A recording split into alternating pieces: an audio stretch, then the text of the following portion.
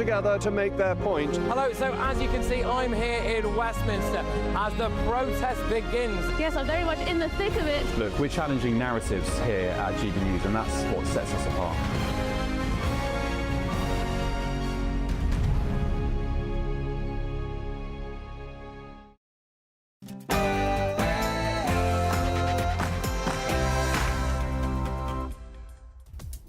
Good morning. It's Tuesday. It's 9:30 on Tuesday, the 6th of January, live across the UK. This is Britain's News with Andrew Pierce, and I'm back with Miriam Cates. Good to be back. Well, Venezuela's ex-president Maduro tells an American court that he is a prisoner of war and pleads not guilty to drugs charges. And Donald Trump says he's very serious about taking over the Danish territory of Greenland, despite warnings it could end the NATO alliance. This man, Sir Keir Starmer, just might make him think twice. For Greenland is for Greenland and the Kingdom of Denmark, and for Greenland and the future of Denmark only. Or perhaps the Health Secretary, Wes Streeting, might also influence the US president. We are very clear about Greenland. It is for the people of Greenland to determine their own future. They've been very clear about where they stand. They are part of the Kingdom of Denmark. They are part of the NATO alliance. Well, this comes as Stephen Miller, a top aide to Donald Trump, said that no one's going to stop the United States. It comes after President Trump says we need Greenland. All this going on as a set of oil tankers come towards the United Kingdom as a US Special Forces team prepares to board it. And sticking with Starmer, is the Brexit betrayal underway? He says the UK will align even more closely with the European Union single market. Well, the Prime Minister always said he wanted to get closer to the European Union. The government, of course, is desperate to get that growth that they need. But what will be the stop? And drivers over the age of 70 will be forced to take eye tests every 3 years under new plans to improve road safety, rather than self-referring. Is that a good idea? And the Chancellor has blocked plans for more support for pubs, even as the Prime Minister admits many of them could close under the changes to business rates. And Britain's big freeze. Snow grips the UK, causing major travel disruption and school closures. But is that really necessary? Of course not.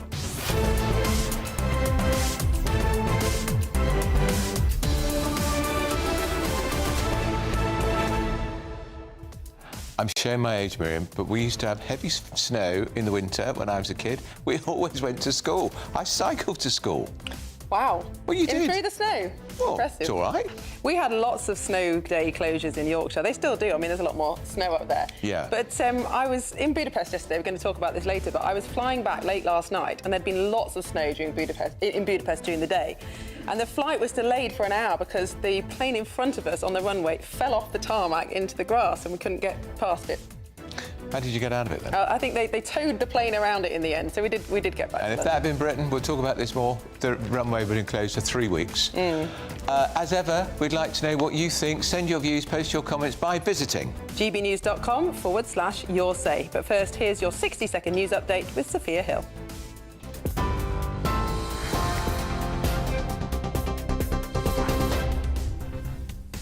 Good morning. These are the top headlines just after 9:30. Sir Keir Starmer is expected to meet with allies today to discuss the future of Ukraine, but concern now over the legality and the global fallout of America's actions after President Donald Trump's capture of the former president, Nicolas Maduro. Health experts have welcomed plans for a new NHS online hospital targeting conditions like menopause and prostate problems, saying it could help people stay healthier and boost productivity. Mandatory eye tests for drivers over 70 are on the table under the new government road safety plans aimed at cutting deaths and serious injuries.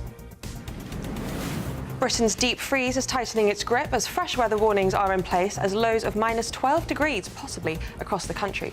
Northern Scotland braces for more heavy snow after hundreds of schools remain closed for a second day. And live pictures from London Zoo as they're preparing to kick off the conservation charity's 200th year by counting all of the animals for 2026 annual stocktake. That's over 8,000 animals to be counted, including those flamingos. Those are the latest headlines for now. More on those stories at the top of the hour. Tune in to GB News Radio wherever you are. Online, on DAB digital radio, on TuneIn, on Radio Player, on Nation Player and on your smart speaker. Just say, play GB News.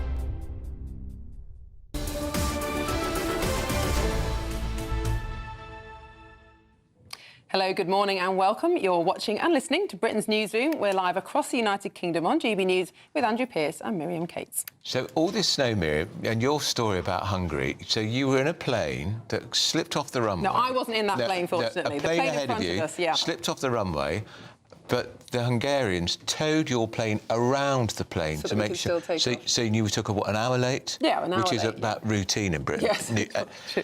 And I do seriously think if that had been in Britain, they'd have shut the runway. It would have taken hours and hours and endless delays, endless hand-wringing. Health and safety wouldn't there? consultation. It would be absolutely ridiculous because British Airways has lost the plot completely. I put just a very simple tweet out yesterday saying, I spent a few days in Malta over the Christmas period. Absolutely lovely. Do you know, they said, we're going to show you our hospitality, we're going to serve you a snack. The snack was 2 biscuits, you had to ask for a cup of water, and no cup of tea with the biscuits, even if you wanted one, because there was no hot water. What a joke British Airways says. Well, I think it's appalling, actually. And now we hear that British Airways passengers flying business class won't be happy to hear they're going to axe the hot breakfast service on some of its shortest routes from this week. I mean, what is the point of it? It used to be the national carrier, it used to be the world's most popular airline, and frankly, you might as well go EasyJet or Ryanair because the better prices, and you get exactly the same service. And bring a picnic. It's probably the safest idea. Yeah. And BA actually did respond to my tweet about saying, we hear your pain and we take feedback seriously, and then we hear that they're going to axe breakfasts. Yeah. They're not listening at all. I know, and then you always get so many delays, you wonder what the point is. I quite like train travel, but there's a limit to how far you can go. Eurostar. Absolutely. Although they had their own problems over it. Indeed. Well, we're moving on now because, of course, one of the big stories of the day is the fact that we are seeing all this build-up of US military force in the UK, in some of our airfields, and we're not quite sure what's going on. But Charlie Peters is here to tell us more. What's happening at we've got a big military base at Fairford, American. So in Suffolk and in Gloucestershire. So US forces have been coming over since the early hours of Sunday. We've seen over 10 C-17s, heavy lift cargo planes. Right. Some of them have moved on to Germany and then further onwards to the Middle East. But I think they've dropped off a lot of their key equipment and cargo here. They've dropped off the same style of helicopters that we saw in that raid on Venezuela in the early hours of Saturday morning. That equipment is now here. So the 160th Special Operations Aviation Regiment is in the United Kingdom. Yesterday, we also saw some practice flights by some Osprey aircraft, which are used by US Special Forces as well. They were spotted doing a winching exercise off the east coast of England. And we've also seen P-8 US Navy patrol reconnaissance maritime surveillance aircraft in the Atlantic, making a number of sorties in the last 48 hours. We have also seen French and Irish airplanes conducting similar maritime surveillance. We have also seen the arrival of 2 AC-130J gunships, also associated with close air support and special forces deployments. What are they doing and why are they all here? Well, I think the answer lies in a tanker which is floating towards the United Kingdom. It was called the Bella 1. It's been renamed to the Marinera. It's now flagged under the Russian register of ships. It was going from Iran to Venezuela, Andrew, when it was stopped by the US Coast Guard last month as it approached that southern Caribbean blockade. It was tried to be boarded by the US Coast Guard, but officials on the ship said no. They have already boarded 2 further vessels previously, but this one got away. It's been trailed by the US for over 2 weeks now. At the moment, as far as our most recent assessment, it's about 200 miles west off the coast of Ireland. Last night we saw at least one of those gunships flying towards Ireland and the west coast of Scotland, potentially on a practice run ahead of boarding. We've been trailing this bit of predictive assessment for the last couple of days, but last night it was firmed up, as it were, by CBS and CNN, who were quoting US intelligence officials saying that this could soon happen on that Bella 1 vessel. And why have they got so much firepower, Miriam and Andrew? Well, US intelligence officials also said that military personnel and air defence assets could be on these tankers. So Britain very much involved in this conflict now. Charlie, fascinating. Very timely. We're going to talk now to Lord Dannatt, who's the former head of the British Army. Lord Dannatt, good morning to you and Happy New Year.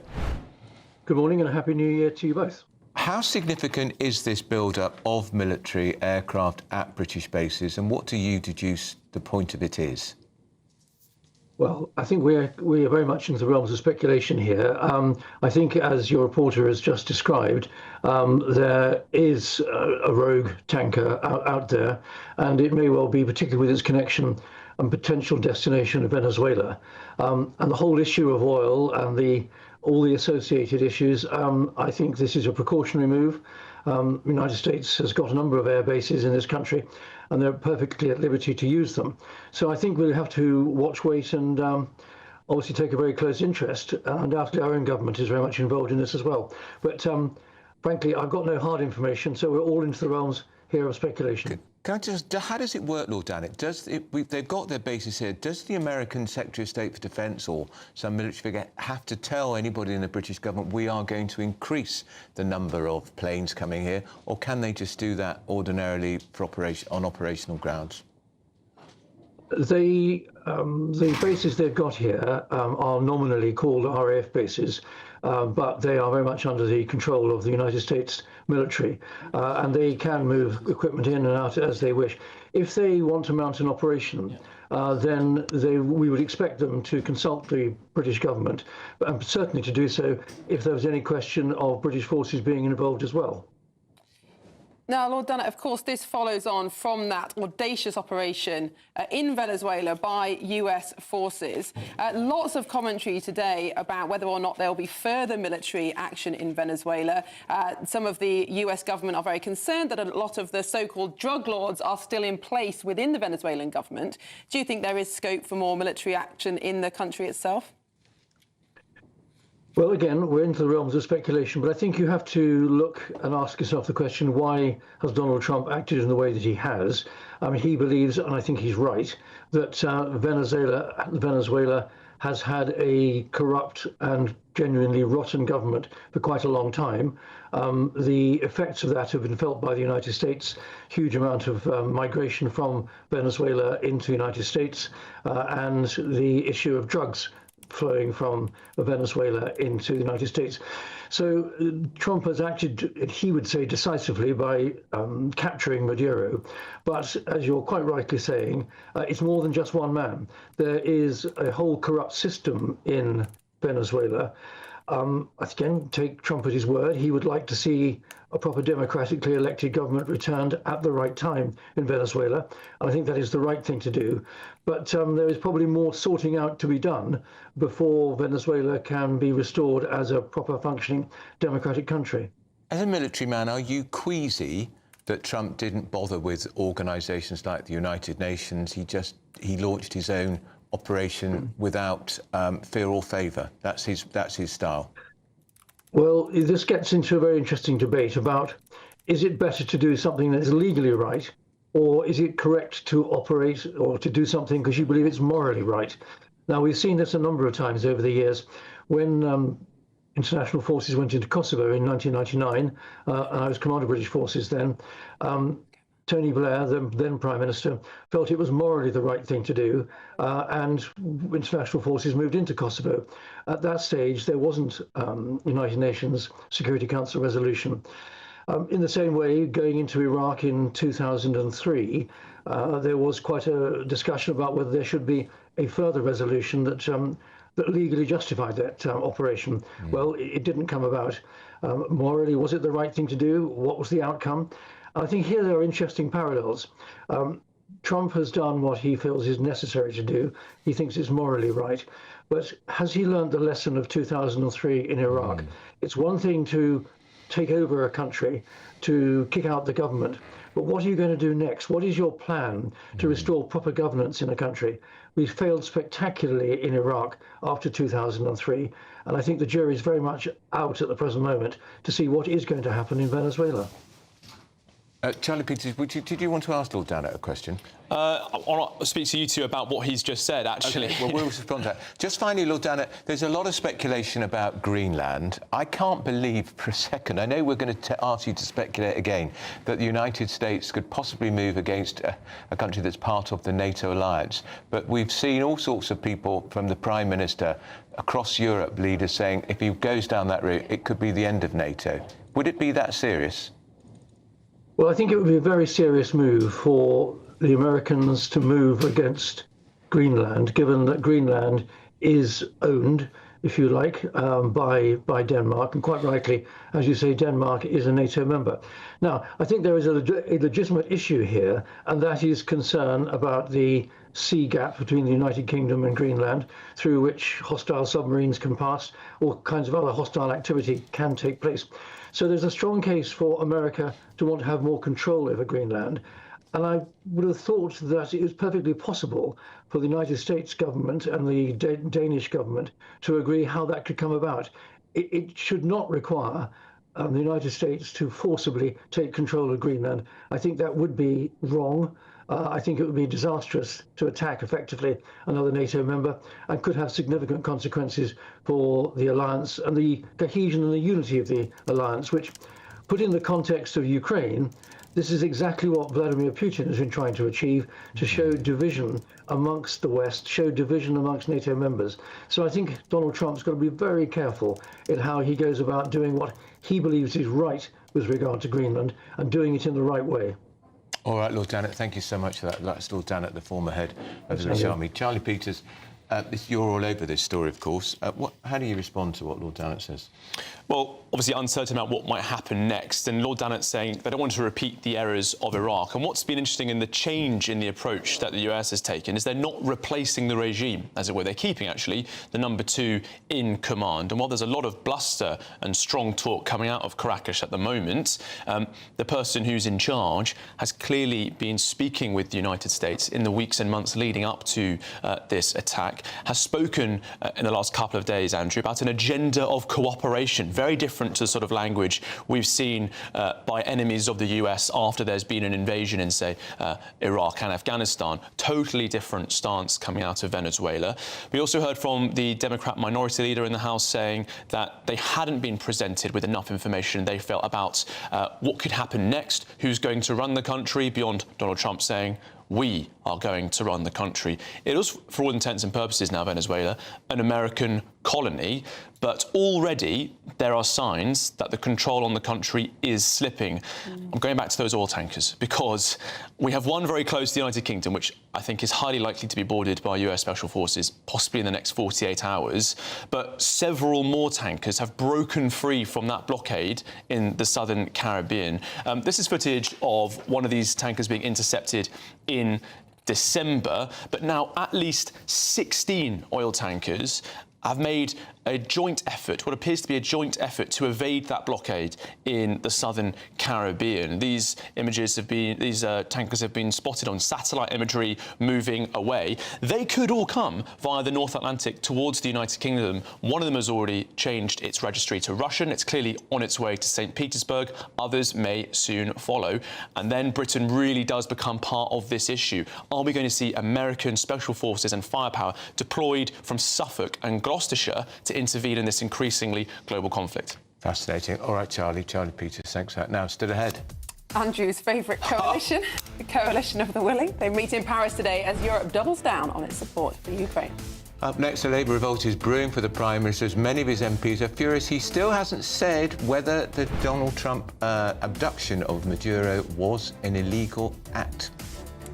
But first, if you want to escape the snow and find some holiday sun, here's the forecast for some of the top European destinations.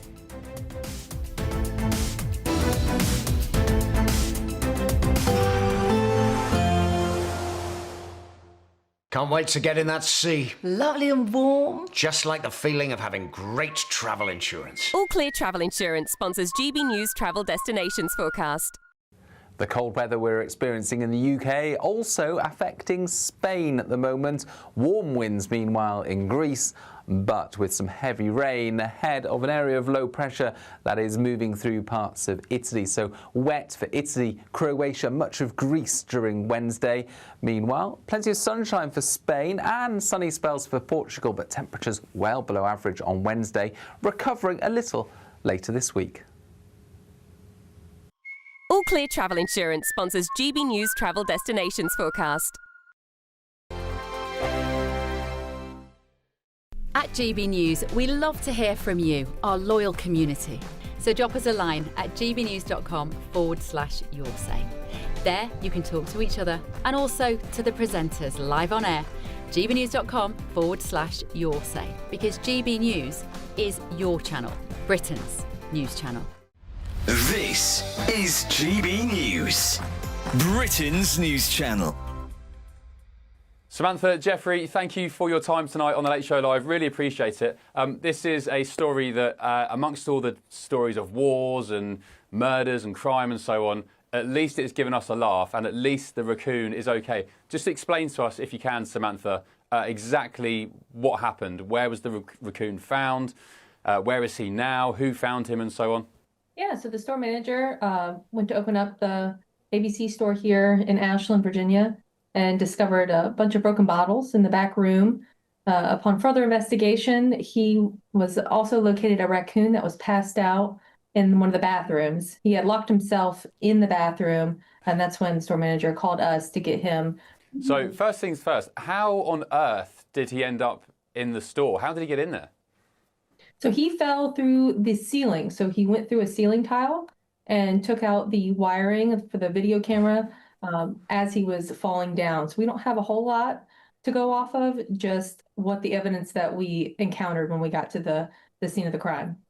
So he fell through the ceiling, and I guess he landed on, because there's pictures here we've got of bottles of, I think it's whiskey, just strewn all over the store. So he must have fallen through the ceiling onto the shelves, smashed all the bottles, and then I guess from there thought it was going to be a great idea to, lap up all the alcohol on the floor? I guess so. He just decided to have a party. And who found him? The store manager. And what was their reaction? Have you spoken to them? What were their first sort of comments to you when I guess they called you to report the Raccoon passed out in the bathroom, right? Yeah, they were a little bit distraught. They didn't know how to get him out. They obviously did not want to pick him up themselves. So that's why they called us for assistance. GB News, the People's Channel. Join me, Nana Akwe, for an informative, interactive news programme with a difference. It's fun. No, he didn't say that, Dave. I'm so surprised. I think there's an element of truth to that. Join me from 3 p.m. every weekend, only on GB News, Britain's news channel. In the GB Newsroom, we bring you the news as it happens. With our team of dedicated journalists across the UK, we're ready to keep you up to date with what's happening every half an hour, every single day. Bulletins here on GB News, the People's Channel, Britain's news channel.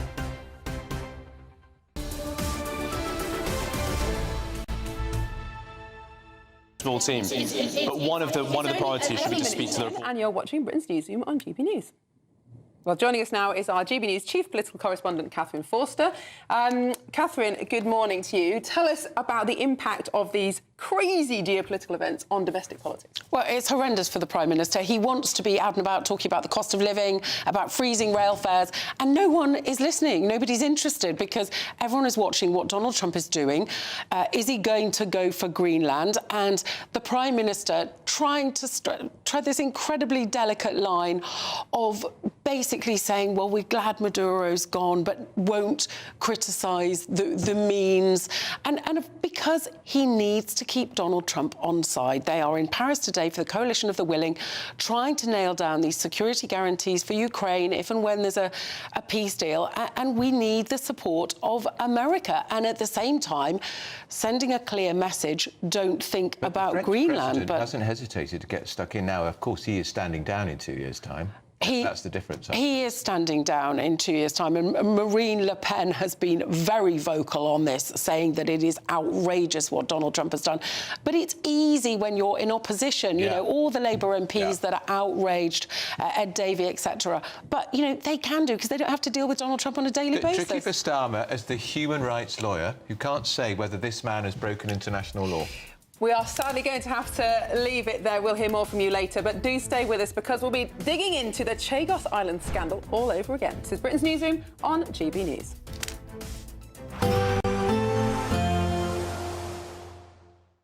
Expect warm spells with the odd rude interruption. Box Boilers sponsors the weather on GB News. Hi there, welcome to the latest update from the Met Office for GB News. It's certainly a cold start out there, further frost and ice for many of us, and there'll be further snow for some later as a weather system moves in from the Atlantic. This is going to bring outbreaks of rain to Northern Ireland and Western Scotland, but it's going to bump into the cold air, and that will lead to snow across some central and eventually southern parts of Scotland. Northern England also likely to see outbreaks of mostly patchy snow later on. Further south, plenty of bright weather for England and Wales, a few showers about, but otherwise glorious sunshine, even if it is going to continue to feel very cold. And indeed, it is going to be a cold day for Scotland in particular, with these outbreaks of rain, sleet and snow continuing later on. The snow leading to 1 to 5 centimetres at lower levels, 10 to 15 over hills, and Northern England also likely to see some significant accumulations over hills, but patchy accumulations at lower levels. I think further south, as this system moves its way into Wales and the southwest, mostly it's rain with some hill snow. But later on, overnight effectively for eastern England, there could be some snow coming down to lower levels, a couple of centimetres to wake up to. On Wednesday morning for East Anglia, Lincolnshire, Yorkshire, for example. The cold air then returns with northerly winds and a widespread frost for many on Wednesday morning. Like I say, some icy patches around first thing to watch out for, but actually plenty of bright weather during Wednesday. We're back to sunny spells, crisp winter sunshine, but also a few wintry showers, those predominantly during Wednesday afternoon affecting North Sea coast. Northern Scotland seeing fewer snow showers compared with recent days, but it is cold for all of us, 3 to 6 Celsius at best. Expect warm spells with the odd rude interruption. Box Boilers sponsors the weather on GB News.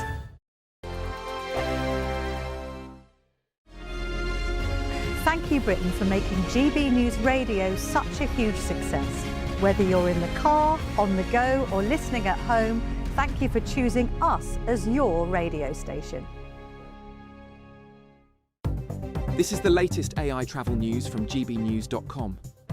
Emergency roadworks close one lane of the M65 westbound exit slip at Junction 5 in Blackburn with Darwin. The M1 southbound between junctions 39 and 38 in Wakefield is closed for roadworks. In Leicestershire, 2 lanes are closed on the M1 northbound between junctions 22 and 23A. All lanes are shut on the M6 southbound entry slip at junction 8 in Sandwell. In Hertfordshire, the M1 northbound between junctions 5 and 6 is reduced to 1 lane. The M25 anti-clockwise entry slip at junction 3 from the A20 in Kent has lane restrictions. For more travel news, go to gbnews.com. Hello from the Aurora Collection Resort here in Lapland.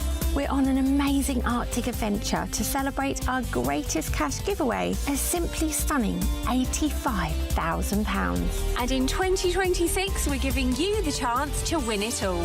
For another chance to win £85,000 cash, text cash to 63225. One entry costs £2.50 plus 1 standard network rate message. Or text bonus to 63225. 5 entries cost £5 plus 1 standard network rate message. Go to gbnews.com/win. Entries start at £2.50. Call 0903 686 3232. Calls cost £2.50 plus your network access charge. Or post your name and number to GB18 PO Box 8690 Derby DE1 9TT. UK only. Entrance must be 18 or over. Lines close at 4 p.m. on the 30th of January. The winner may be contacted live on GB News, week commencing the 9th of February 2026. Please check the closing time if listening or watching on demand. Mornings don't have to be tiresome, especially if you have the right company.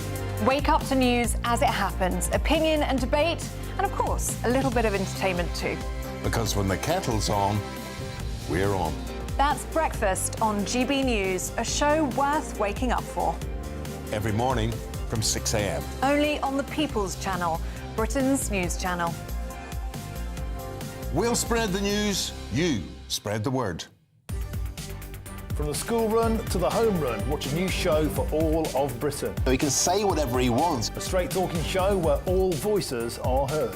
And, you know, when are we going to stop talking about smashing the gangs and actually do it? With the stories that matter from every part of our country. There's a bit of a crash landing there for your Chancellor. Bold, fearless and standing up for you. That's me, Martin Daubney, 3 p.m. till 6 p.m, weekdays, here only on GB News. The People's Channel, Britain's news channel.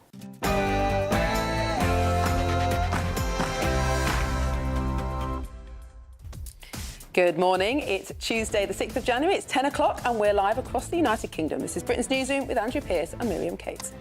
Venezuela's Nicolas Maduro, ex-president, of course, tells an American court he is a prisoner of war and denies and pleads not guilty to drugs charges. And Donald Trump says he's very serious about taking over the Danish territory of Greenland, despite warnings that it will end the NATO alliance. But Sir Keir Starmer thinks he shouldn't. For Greenland is for Greenland and the Kingdom of Denmark, and for Greenland and the future of Denmark only.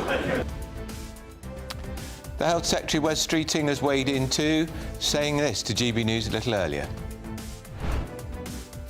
We are very clear about Greenland. It is for the people of Greenland to determine their own future. They've been very clear about where they stand. They are part of the Kingdom of Denmark. They are part of the NATO alliance.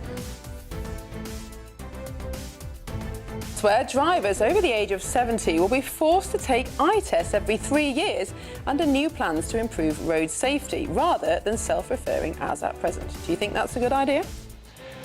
And the Chancellor wrote Theresa has blocked plans for extra support for pubs, even as the Prime Minister admits many of them are suffering because of the dramatic increase in business rates. And Britain's big freeze. Snow has gripped the UK, causing major travel disruption and some school closures. But is that really necessary? From tigers to tortoises, pigs to cows. No, not Miriam's dinner plate. It's counting time at London Zoo, and we're there for the stocktake. Do not have pigs and cows in London Zoo.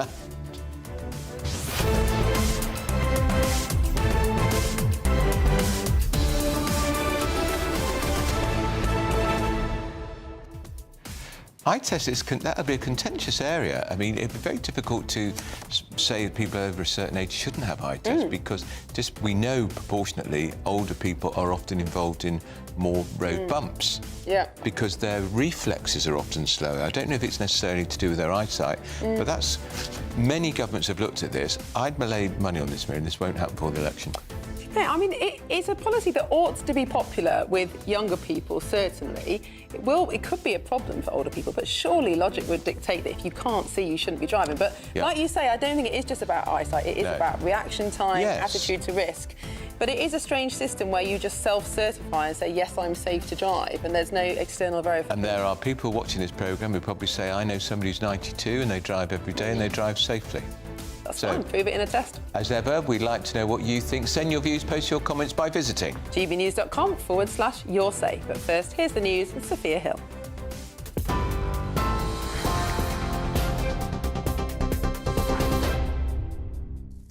Miriam, thank you. And a very good morning. It's just gone 10 o'clock. These are your latest headlines. Top story today, Sir Keir Starmer is expected to meet with allies after US forces captured Venezuela's president in a dramatic operation. The Prime Minister will join international leaders in Paris for a meeting of the Coalition of the Willing.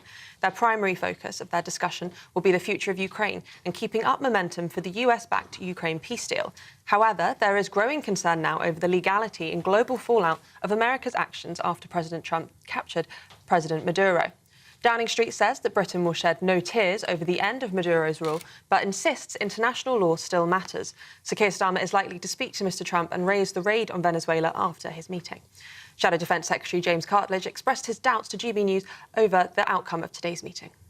I worry that Putin, whatever happens today in Paris, whatever discussions take place among the coalition of the willing, is he serious about peace? Which is why, for me, without wishing to be repetitive, I think Britain within this, whatever happens today with its partners, has got to really up its game on rearmament, because I actually think even if we get a lasting peace, and I desperately want to see that, it's been a brutal war, nevertheless, we mustn't kid ourselves that that ends the threat that we face. We are in a world which is going to have more threats for a long time to come, and we need to rise up to that. Well, breaking news just this morning, a press conference in Crans-Montana has revealed that no safety checks were carried out for 5 years at the bar where a fire killed 47 people in Switzerland. Since the devastating fire on New Year's Eve, all sparkling candles have been banned inside venues. Speaking at the press conference this morning, the Crans-Montana mayor said that their security considered the soundproof foam used in the ceiling of the bar acceptable at the time. It's also been revealed that there were 2 available exits from the bar that night, both of which caught fire. Back in the UK, health experts have welcomed plans for a new NHS online hospital targeting conditions like menopause and prostate cancer. They say that digital access to specialist support could help people stay healthier, remain in work and boost productivity.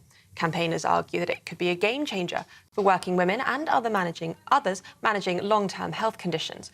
Health Secretary Wes Streeting told GB News he's certain it will speed up things in the NHS.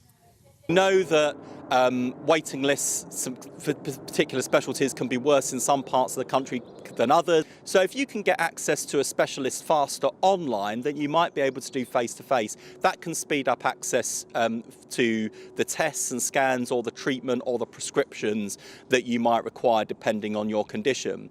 And the great thing about this is that for anyone watching who's thinking, well, that is not what I want, I'm not going to see someone online, what on earth is he talking about? Well, the good news is this is entirely through patient choice.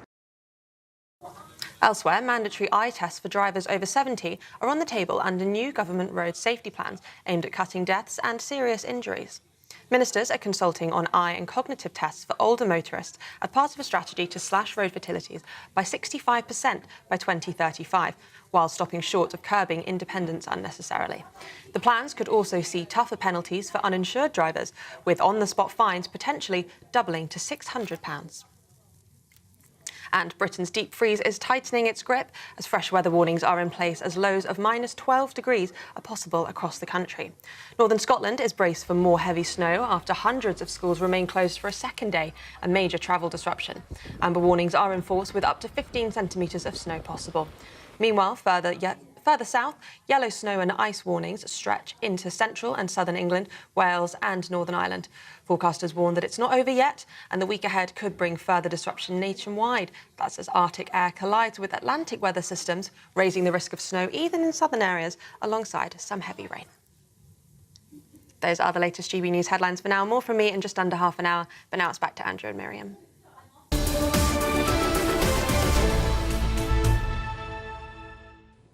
Hello, welcome back. You're watching and listening to Britain's Newsroom. We're live across the United Kingdom on GB News with Andrew Pearce and Miriam Cates.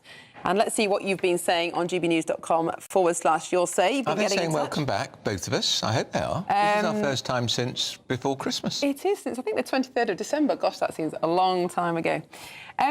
Carol says, it's seriously nauseating watching Keir Starmer trying to flex his muscles. This is over the international situation and his comments on Greenland. But Ashley says, funny how they defend Greenland's sovereignty to Denmark more than they defend our sovereignty to to the Chagos Islands. Do you know, that's a very good point. We're Yeah, going to I've talk not about thought of Chagos that. Islands later, because in the House of Lords last night, the government was defeated over the Chagos Islands, and the House of Lords are saying there should be a referendum in the Chagos Islands over whether they should be handed over by Britain to Mauritius, which, as we know, has no connection to the Chagos Islands and is an ally of China.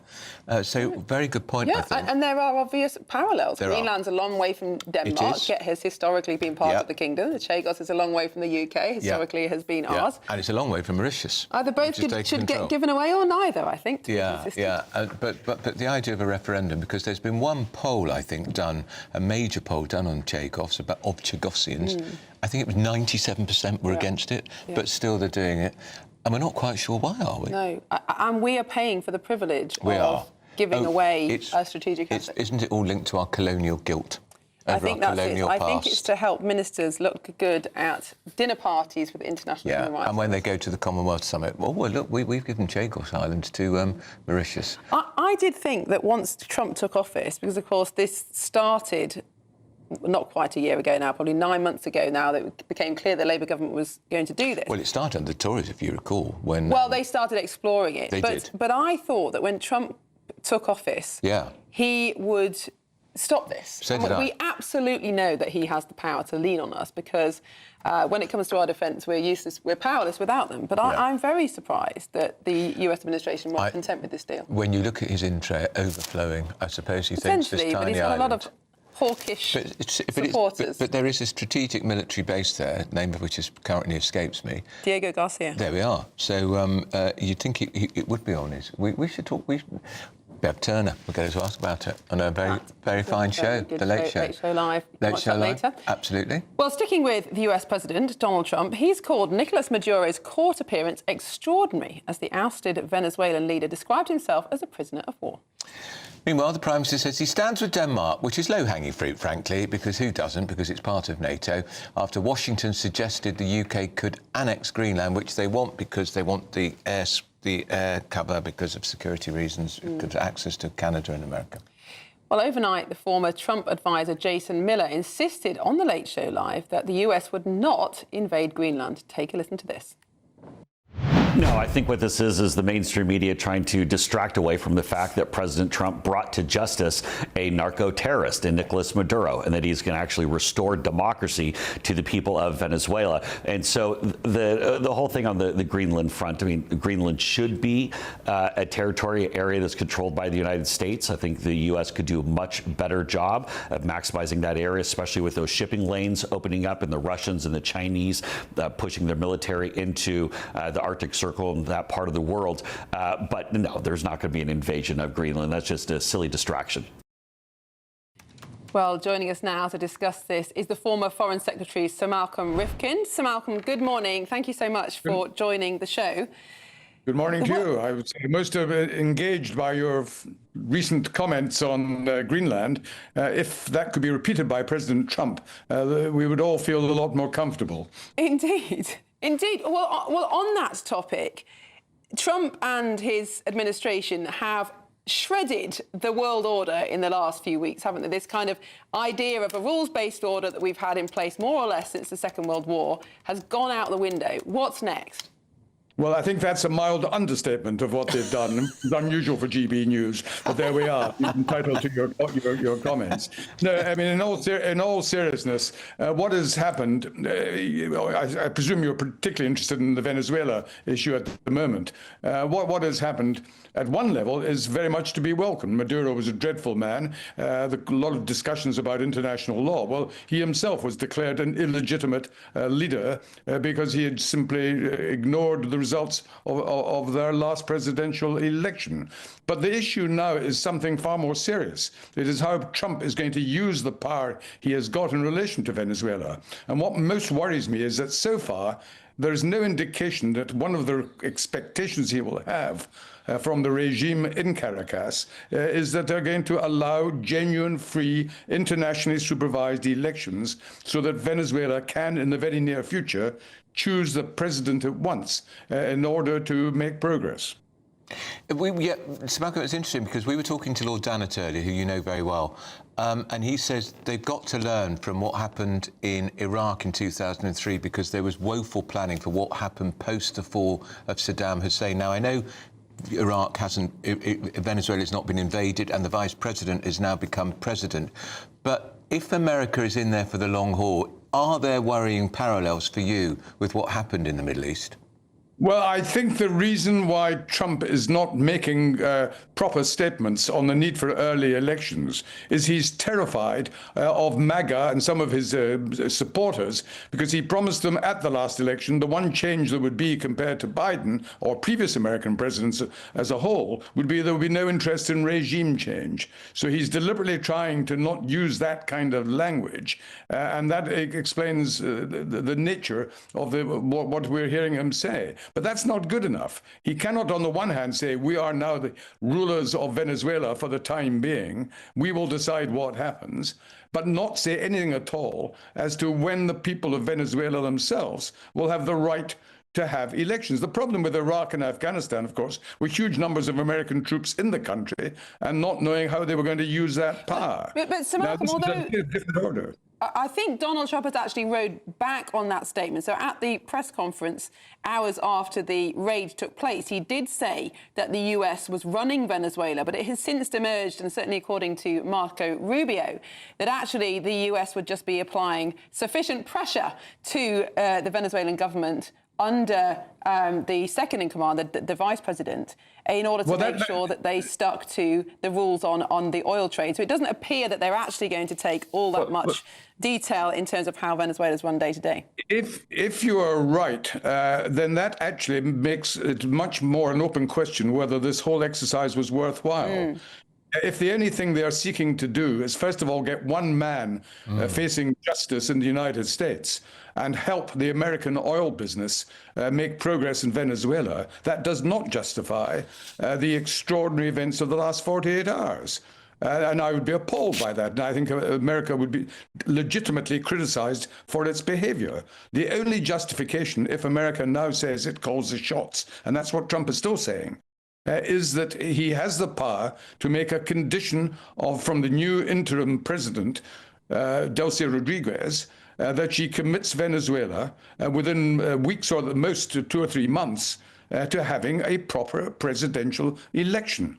And now there is no reason why that should not be done. If it's not done, that, frankly, would move me from being a supporter of what is achieved to a very severe critic, because there is huge destabilizing consequences when you do attack another country and abduct its head of state, legitimate or illegitimate. So there has to be some positive response and return that makes that justifiable to get support for the United States, which I would very much like to give. Can I ask you, as former Foreign Secretary, we've had a Prime Minister who's a lawyer and the Foreign Secretary who gave a detailed statement in the Commons yesterday. Neither of them have expressed a view as to whether the abduction of Maduro and what happened in Venezuela was a breach of international law. Was it? Well, first of all, they are not international law. That's for an international court to decide. I'm free as a private citizen to express my views. Of course, the Prime Minister of the United Kingdom has to take into account when any public comments he makes as to what will be the impact on British-American relations and his personal relationship with President Trump. He'd be failing in his duty if he didn't do otherwise. I'm not going to criticize him on that basis. It's for an international court to decide whether it was legal or not. But frankly, that has become a matter of symbolism rather than a matter of substance. The real matter of substance, I'm sorry to come back to it, but it is the only thing that really matters. Is Trump going to use his power to ensure that the people of Venezuela, in the short term, not the long term, have a right to choose their new president? He can do that if he wishes to use that power. If he doesn't, then it means he has other motives, and I'm not very impressed. So, Malcolm, just finally, can I ask you about the Chagos Islands deal? There was a vote in the House of Lords last night. This saga is still ongoing. Can you bring us up to date? Well, first of all, I was listening to your earlier comments when you agreed with each other and had a delightful conversation, which I was able to overhear. Frankly, you gave an incredibly one-sided version of what has happened, and I'm not very, very impressed. Of course, there are powerful I wish the Chagos Islands were not being transferred to Mauritius, so I start with that bit of common ground. But you seem to forget the fact that the Chagos Islands, first of all, do not have a resident population at all. So when you ask for referendums, it'll be a rather odd kind of referendum. Secondly, well, the it's the House of Lords asking for the referendum, Sir Malcolm. Well, sorry, can I, in the time available, let me answer your point, if I may. Yeah. And secondly, Chagos were linked to Mauritius by the United Kingdom. This is not some artificial connection. The British government, during the period it had control, made Chagos administered from Mauritius and part of Mauritius. Final point, when you say this is all just going to help China, do you know who one of the greatest enthusiasts for this deal is? It's India. Now, if it was going to help China, India and China are not chums. But the reason why India has said we support this deal is because all the international rulings have made the possibility of Britain and America continuing to use the Chagos a matter of huge legal dispute over the next 100 years. And by this deal, the legal uncertainties have been resolved, and we have a commitment, a legal, statutory, international commitment to have the use of the Chagos Islands for the next 100 years. Now, that's not a bad deal. It may not be good enough, but don't present it as if all the arguments are one-sided. They're not. This is a much more serious question. Indeed. So Malcolm, we were just reading out a viewer's comments, actually. I'm not sure you how were agreeing with each other, which is not a very good discussion. And the rest of us have to just watch you doing it. We stand rebuked. Sir Malcolm Rifkind, who always tells it straight. Former Foreign Secretary. Thank you very much. You're very generous. Very good to talk to you. Sir Malcolm Rifkind, former Conservative Foreign Secretary. Well, that told us. Well, I don't agree with him, but indeed, we are the home of free speech. We are. Now, time for the Rate Rich giveaway. 2026, you could be in line for £85,000, which is like £7,000 a month extra to spend each month for a whole year, which is what Beverly spends on a wardrobe. Hayley Sparks. It's a brand new year, and we're giving you the chance to win our biggest cash prize to date. £85,000 in tax-free cash to make your new year the best yet. And we've come to the Aurora Collection Resort here in Lapland to celebrate. Imagine what the coming year could look like for you with a whopping £85,000 in the bank. You can have the complete Lapland experience all in one place by visiting the Northern Lights Village, or just safe in the knowledge that this year is on us. An incredible £85,000 in tax-free cash could be yours. For another chance to win £85,000 cash, text cash to 63225. One entry costs £2.50 plus one standard network rate message. Or text bonus to 63225. 5 entries cost £5 plus one standard network rate message. Go to gbnews.com/win. Entries start at £2.50. Call 0903 686 3232. Calls cost £2.50 plus your network access charge. Or post your name and number to GB18 PO Box 8690 Derby DE1 9TT. UK only. Entrance must be 18 or over. Lines close at 4 p.m. on the 30th of January. The winner may be contacted live on GB News, week commencing the 9th of February 2026. Please check the closing time if listening or watching on demand. Good luck.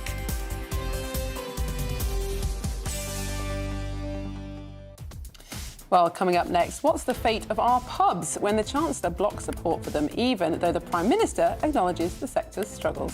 We're going to be talking about that and more with two men who love a pint, or two. That's Piers Nigel Nelson and Piers Pottinger. This is Britain's Newsroom on GB News. Westminster's full of talk, but out here, it's the real world. Am I allowed to talk then? No, that's it. This is where it matters, real people and real lives. That's what politics is all about. In fact, has Trump made a good start? No. Straight answers, no spin, and just a couple of pints. How many fingers have I got up? About 10. So join me for Lee Anderson's Real World every Friday at 7 p.m. only on GB News. The People's Channel, Britain's news channel.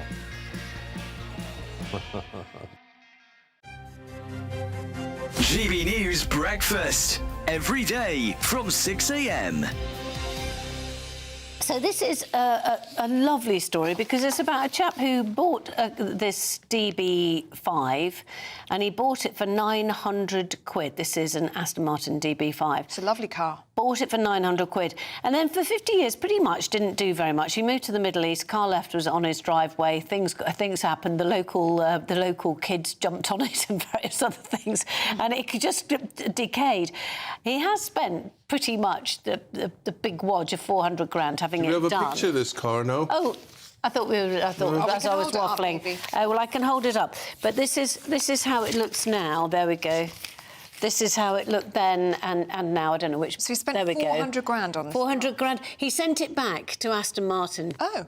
To where it was made, and the reason it's worth now about $1 million is because there were only 37, I think, 39 of them made, and so it's very rare.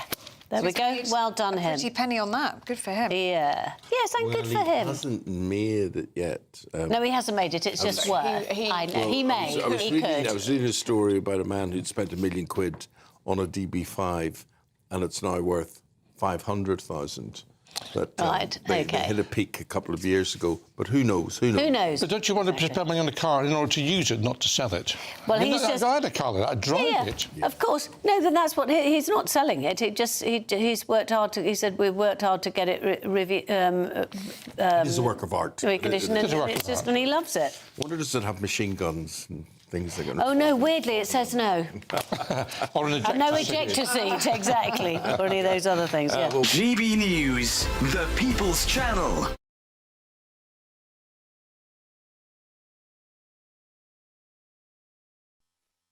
You want to know what's really going on in the corridors of power? Labour don't know what to do with you half the time, and that makes you quite lethal in the chamber. Get behind the headlines with Chopper's Political Podcast. Join me, Christopher Hope, as I sit down with the great and the good of British politics. We'll see where this ruling takes us. These are the stories shaping our nation. Chopper's Political Podcast, available now on all platforms. Listen in and stay ahead.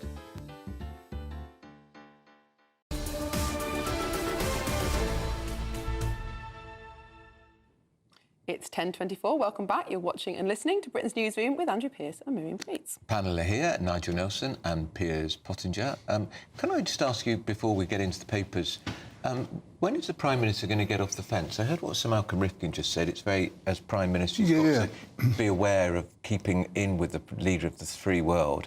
But a lot of Labour MPs are very troubled by his failure as a human rights lawyer to say whether this is broken the law or not. Yeah, I mean, in fairness to him, he did get off the fence when Donald Trump went completely bonkers and decided that Greenland would be the next target. It's low-hanging fruit, isn't it? But he was absolutely unequivocal about that and supporting Denmark on that. When it comes to Venezuela, the juries are still a bit out about whether or not international law has been broken. I mean, I know what the United Nations said yesterday. They're suggesting that there is a potential breach. There's a lot of sort of caveat words being used about it. And I think that given that the Prime Minister said several times we must obey international law, if there is a proper judgment on this and there is no sort of fuzzy edges to it, then he would actually say that, and therefore that would act as a condemnation. In the meantime, don't insult Donald Trump. Britain gets what it wants if we actually fawn and flatter him. He's that kind of bloke. But do we get what we want, Piers? No, and I mean the question is, what is international law? It doesn't. I mean, what people talk about. Well, the UN Charter is the starting point here. Well, I mean, there are all kinds of international laws, most of which are being broken. There's an international arrest warrant out for Putin, yet he goes on a state visit to India completely without any problem. There's an international arrest warrant still out for Netanyahu. He goes on a state visit to the White House. I mean, for goodness sake, the international law is a nonsense. Starmer hides behind international law, and I would much rather, and I'm sure most people would rather hear him talk about this country and defending us, instead of talking, as he always does, about the law and international law and human rights law. Sorry, you're the Prime Minister of Great Britain, and start standing up for it. But the trouble with international law is if we don't don't have it and we don't try and obey it, the result is the world turns into chaos. So there is an alternative to international law, which is what we had, well, certainly before a century ago, which is where nations essentially act in their own interest, but make bilateral alliances with other nations in order to advance their cause. And that is so much more logical from a political point of view than pretending you're following a series of laws and you interpret it differently for your enemies than you do for your friends. At the end of the day, America's going to act like this, whether or not there's international law or not. Well, that's true, yeah. But then what happens? But how do you keep the moral high ground when you're dealing with Putin over Ukraine or China over Taiwan? The problem about this whole... The moral high ground gets you nowhere. That's the point. The only thing that gets gives you an excuse. But it does give you an excuse. I mean, we argue we're defending Ukraine because Russia has broken international law. So that's our basis for doing that. Except we're not defending them enough to help them to win. No, I mean, feel better. They're all meeting today in Paris. They're all meeting today in Paris. This so-called coalition of the willing. Over a year ago now, Starmer talked about boots on the ground. Over a year ago. And it's over a year ago, and there's been absolutely sweet FA has happened properly to defend and save the Ukrainians. Last night, a hospital in Kiev was bombed by the Russians. Now, if this had been Gaza, you lot would be up in arms and saying, oh, the Israelis are appalling, attacking a hospital. Where are people... where's the voice about Putin blowing up a hospital in the centre of Kiev? Come on, you spineless European leaders need to do something properly about this instead of getting together and achieving absolutely nothing. But at the moment, I think you're right that nothing has been achieved, and the Paris talks today are really between the Europeans and Americans. We haven't even got Putin involved yet, so he may reject the whole thing anyway. Can I just say, before we move on to a very important story about ITES, Piers, isn't a big problem for the Prime Minister when he had the state visit with Trump, which was seen as a great success, they trumpeted a £31 billion tech trade deal, inward investment for the United States, which the President of the United States has put on hold. Yeah, on the 15th of December, the US stopped the talks over this so-called £31 billion US investment. That was this came along with Trump's state visit, all the fanfare, all the kowtowing to Trump, and Starmer proudly saying, look, we've got this £31 billion investment. First of all, we haven't got it, and secondly, they've stopped talking about it. So, and also Starmer has gone very quiet about this. So this is yet another failure of this ludicrous so-called leader. I mean, it is amazing. Everywhere you look, this government is failing this country, not even defending itself properly. And the cost of living, by the way, he goes out pretending things are going to get better. Food prices have just gone up 3%. The figures came out today. I mean, things are getting worse. Cost of living's getting higher, more expensive. I mean, I don't know what fantasy world Starmer lives in. What fantasy world is he in before we move on to ITIS? OK, well, look.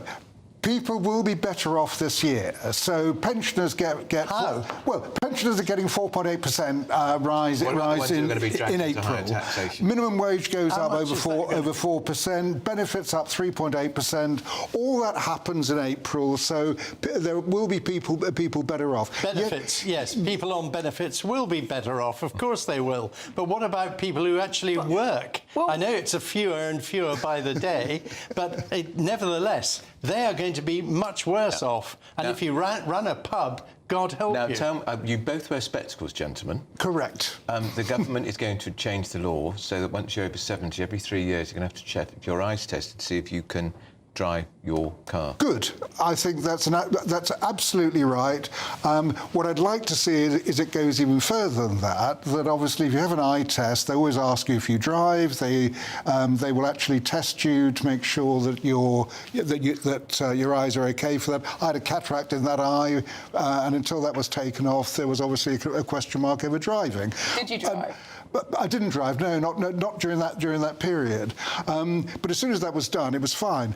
I think that the optician should send, as a matter of course, the test results for over 70s who are drivers to DVLC. So not every 3 years, every year it goes through to make sure that you're actually fit to drive. What do you think, Piers? Well, I think I'd rather see sanity tests for every cabinet minister, particularly Ed Miliband. Piers Starmer's going to go through in your head today, I think they really... Quite on the subject there, would be Piers. much better. But when it comes to driving, fair enough. I don't drive because apparently when I did drive, I wasn't very good at it, and my family begged me to stop, so I stopped. But I'm sure... They did a public service. I mean, again, this is the sort of thing where I wonder how long it'll take to get a test. This is putting pressure again on whoever's going to... I don't know who's going to do these tests, but I can imagine in a few years' time people saying, oh, I can't drive because I've got to wait a year for an eye test. That's why I do it at the opticians. When you have your regular eye test at the opticians, that's where the test can be done. I don't think it'll work. I don't think it'll happen, actually. I don't think it'll happen properly because nothing this government does happens properly. And on that point, we are asking, should drivers over 70 be forced to have eye tests? Vote now in our You Decide poll. Let's have another poll. Should Piers be allowed to drive? Yes. Yeah. Mrs. Piers at home, is he really that bad a driver? Carolyn, is he really that bad a driver? Send us a little message. What did he do wrong? I have to tell you as well, Michael Gove, who was a cabinet minister, of course, how many times did it take him to pass his driving test? 7. Is that right? Yeah. 7. Did you pass first time? No, the first time I did actually reverse into another car. I drove through red traffic lights on my first driving test. So you failed as well? Oh, yeah, absolutely. After that. For you, the colour red means go. Mishaps, but that's it for now, chaps. We've got your 60-second news update with Sophia Hill.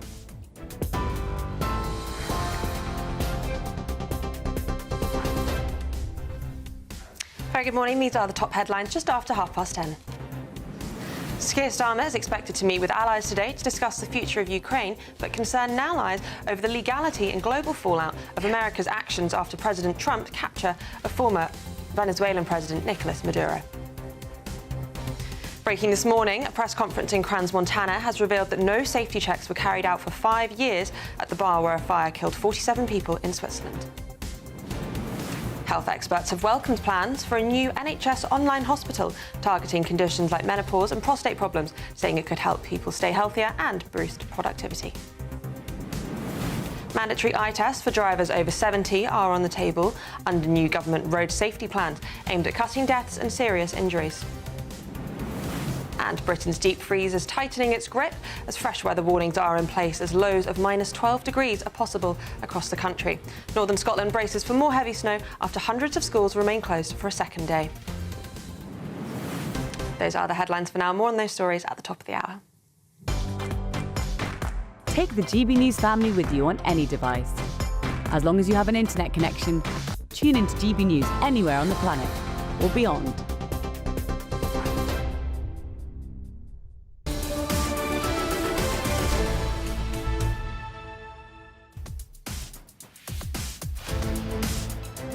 To continue their support for Ukraine, but is it time that we reconsider our relationship with those EU countries? Yeah, talking to Kemi Baden up next. This is Britain's Newsroom on GB News.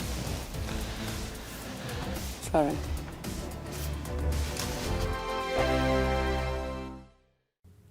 Hi there, welcome to the latest update from the Met Office for GB News. It's certainly a cold start out there, further frost and ice for many of us, and there'll be further snow for some later as a weather system moves in from the Atlantic. This is going to bring outbreaks of rain to Northern Ireland and Western Scotland, but it's going to bump into the cold air and that will lead to snow across some central and eventually southern parts of Scotland. Northern England also likely to see outbreaks of mostly patchy snow later on. Further south, plenty of bright weather for England and Wales, a few showers about, but otherwise glorious sunshine, even if it is going to continue to feel very cold. And indeed, it is going to be a cold day for Scotland in particular, with these outbreaks of rain, sleet and snow continuing later on. The snow leading to 1 to 5 centimetres at lower levels, 10 to 15 over hills, and northern England also likely to see some significant accumulations over hills, but patchy accumulations at lower levels. I think further south, as this system moves its way into Wales and the southwest, mostly it's rain with some hill snow, but later on, overnight effectively, for eastern England, there could be some snow coming down to lower levels, a couple of centimetres to wake up to. On Wednesday morning for East Anglia, Lincolnshire, Yorkshire, for example. The cold air then returns with northerly winds and a widespread frost for many on Wednesday morning. Like I say, some icy patches around first thing to watch out for, but actually plenty of bright weather during Wednesday. We're back to sunny spells, crisp winter sunshine, but also a few wintry showers, those predominantly during Wednesday afternoon affecting North Sea coast. Northern Scotland seeing fewer snow showers compared with recent days, but it is cold for all of us, 3 to 6 Celsius at best. Thank you, Britain, for the thousands of you who are becoming friends of GB News every week. You're not only watching and listening to our programmes, you're becoming part of them too. This is the latest AI travel news from gbnews.com.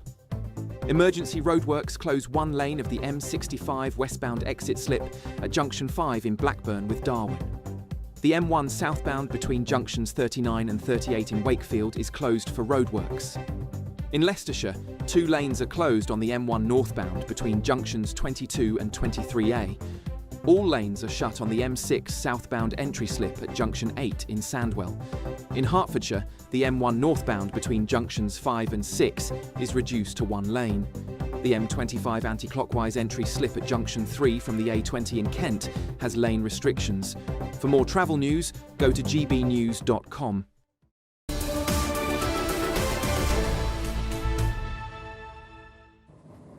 It's 22 minutes to 11. You're watching Britain's Newsroom on GB News. French President Emmanuel Macron is going to host many European leaders in Paris today. They're talking about Ukraine. It's, of course, the so-called coalition of the willing. The Prime Minister will be there. So we're asking, is it time to reset our relationship with Europe? Should we even continue to support Zelensky? Well, joining us now is the leader of the Conservative Party, Mrs. Kemi Badenoch. Mrs. Badenoch, good morning. Thank you so much for joining us this morning. Now, of course, when Good morning. Happy New Year. Happy New Year to you too. When Putin invaded Ukraine back in 2022, it was the Conservative Prime Minister at the time, Boris Johnson, who led the charge for European support of Ukraine.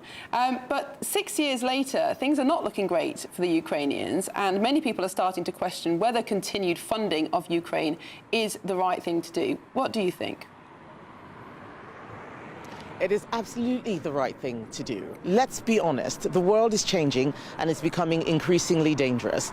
If Russia wins this war in Ukraine, it's not going to stop there. It's going to keep going. We need to make sure that we do everything to project strength. And what's been happening over many decades is that we've been spending the peace dividend from the Cold War, from World War II. Those days are over. Let's start spending more on our defense. Countries that look strong, that speak softly perhaps, but carry a big stick, or we'll be in a better place. That's what I want UK policy to be.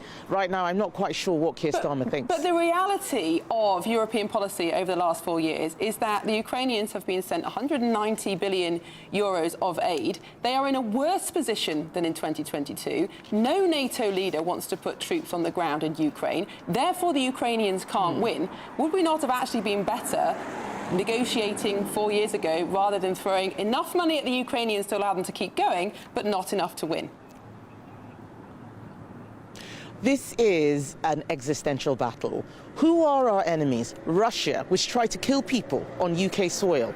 Iran, we can't just say, let them do whatever they like, you know, we'll keep our money, because they will keep getting stronger, we'll get weaker, and then we won't be in a position to do anything. So our support for Ukraine, certainly on the Conservative side, is 100%. Can I ask you, Mrs. Badenoch, while the Prime Minister is in Paris today with all those EU leaders, are you concerned that he's going to use that time not so much to talk about Ukraine, but to deepen our links to the European Union ever more. The Guardian is reporting today that there could be a vote in the Commons later this year on getting further and further and further back into bed with the European Union. Brexit by the back door? Well, let's do what we can to make sure we maintain a good relationship with the countries that are next to us, in Europe most of all. But that doesn't mean following all their rules and being run by them. That was the reason why we left in 2016. And what this shows, if it is true, is that Keir Starmer's got no ideas for what to do with the country. And so he's just taking us backwards. No vision for the future, no economic plan. I mean, I'm on a high street today, letting them know that we back business. What's Labour doing? Increasing business rates. They wouldn't even let the Labour MPs turn up in the pubs. He's got no economic plan, he's got no defence plan, got no foreign policy plan. That's what worries me. And what he's discussing with about in terms of going back into the EU is the least of our problems if he continues to damage our economy. It was, of course, the Conservatives that delivered Brexit. That tortuous time, I'm sure you and I both remember well, when we didn't know whether or not we'd end up with a deal with the EU. We did have a deal with the EU, but some would argue that far too much of EU law remains on our statute. If you became Prime Minister, would you actually look again at some of the laws that we still have that came from the EU and look at how we can become even more independent than we already are? So, as you know, I was a former trade secretary, and the deal-making continues. Situations change, you need new laws, you need to remove old laws. We need to start doing what is in our national interest. Some of those laws we kept were things that we put in place. There are others which we need to remove. We need to explain why. We need to show what needs to be done as an alternative. But the sunset clause which we used in order to get to those laws off the books expires this year. Labour has not taken anything off the books. I took about 80% of those laws out of the UK statute book. I removed the supremacy of the European Court of Justice. I'm very proud of that. But there is always more to do. That's why government never finishes its job. Right now, Labour is not even starting. And, of course, there are still issues, aren't there? If you were in Northern Ireland, Mrs Badenoch, they still feel they're effectively a vassal of the European Union. That's still a problem, isn't it? Well, we need to make sure that we do right by Northern Ireland. I'm a unionist. The situation there is more complex than it is for other nations in the UK. But that's what Conservatives always worked on, making sure that we keep Ireland in the United Kingdom and make sure that whatever we do with the EU is best for the UK and Northern Ireland at the same time as well. Now, what the specifics of that will be as time goes on remain to be discussed. It depends. But we have to make sure that Northern Ireland knows that the UK government is fully on its side. Can we ask you one specific aspect of what's happening in Venezuela?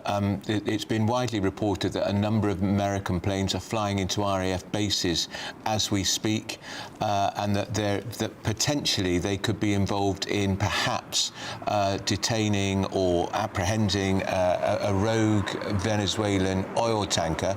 Are you relaxed or eased with the idea that Britain could in some way militarily, at least by allowing its bases to be used by American aircraft to assist Donald Trump's operation against Maduro? Well, we know that the UK and the US collaborate and cooperate quite often against criminal activity. We've seen that in the Middle East. So this is something that certainly from a precedent perspective is not new.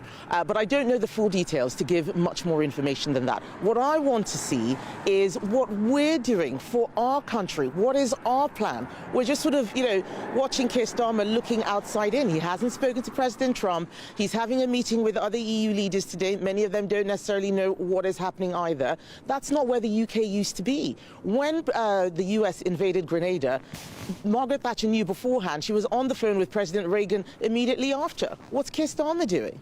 Can we ask you one last thing, just to end on a cheery note for you? There's a poll today shows that the Tory party, according to YouGov, has moved ahead of the Labour Party. Is it a rogue poll, or do you think it is a direction of travel for the Tory party under your leadership?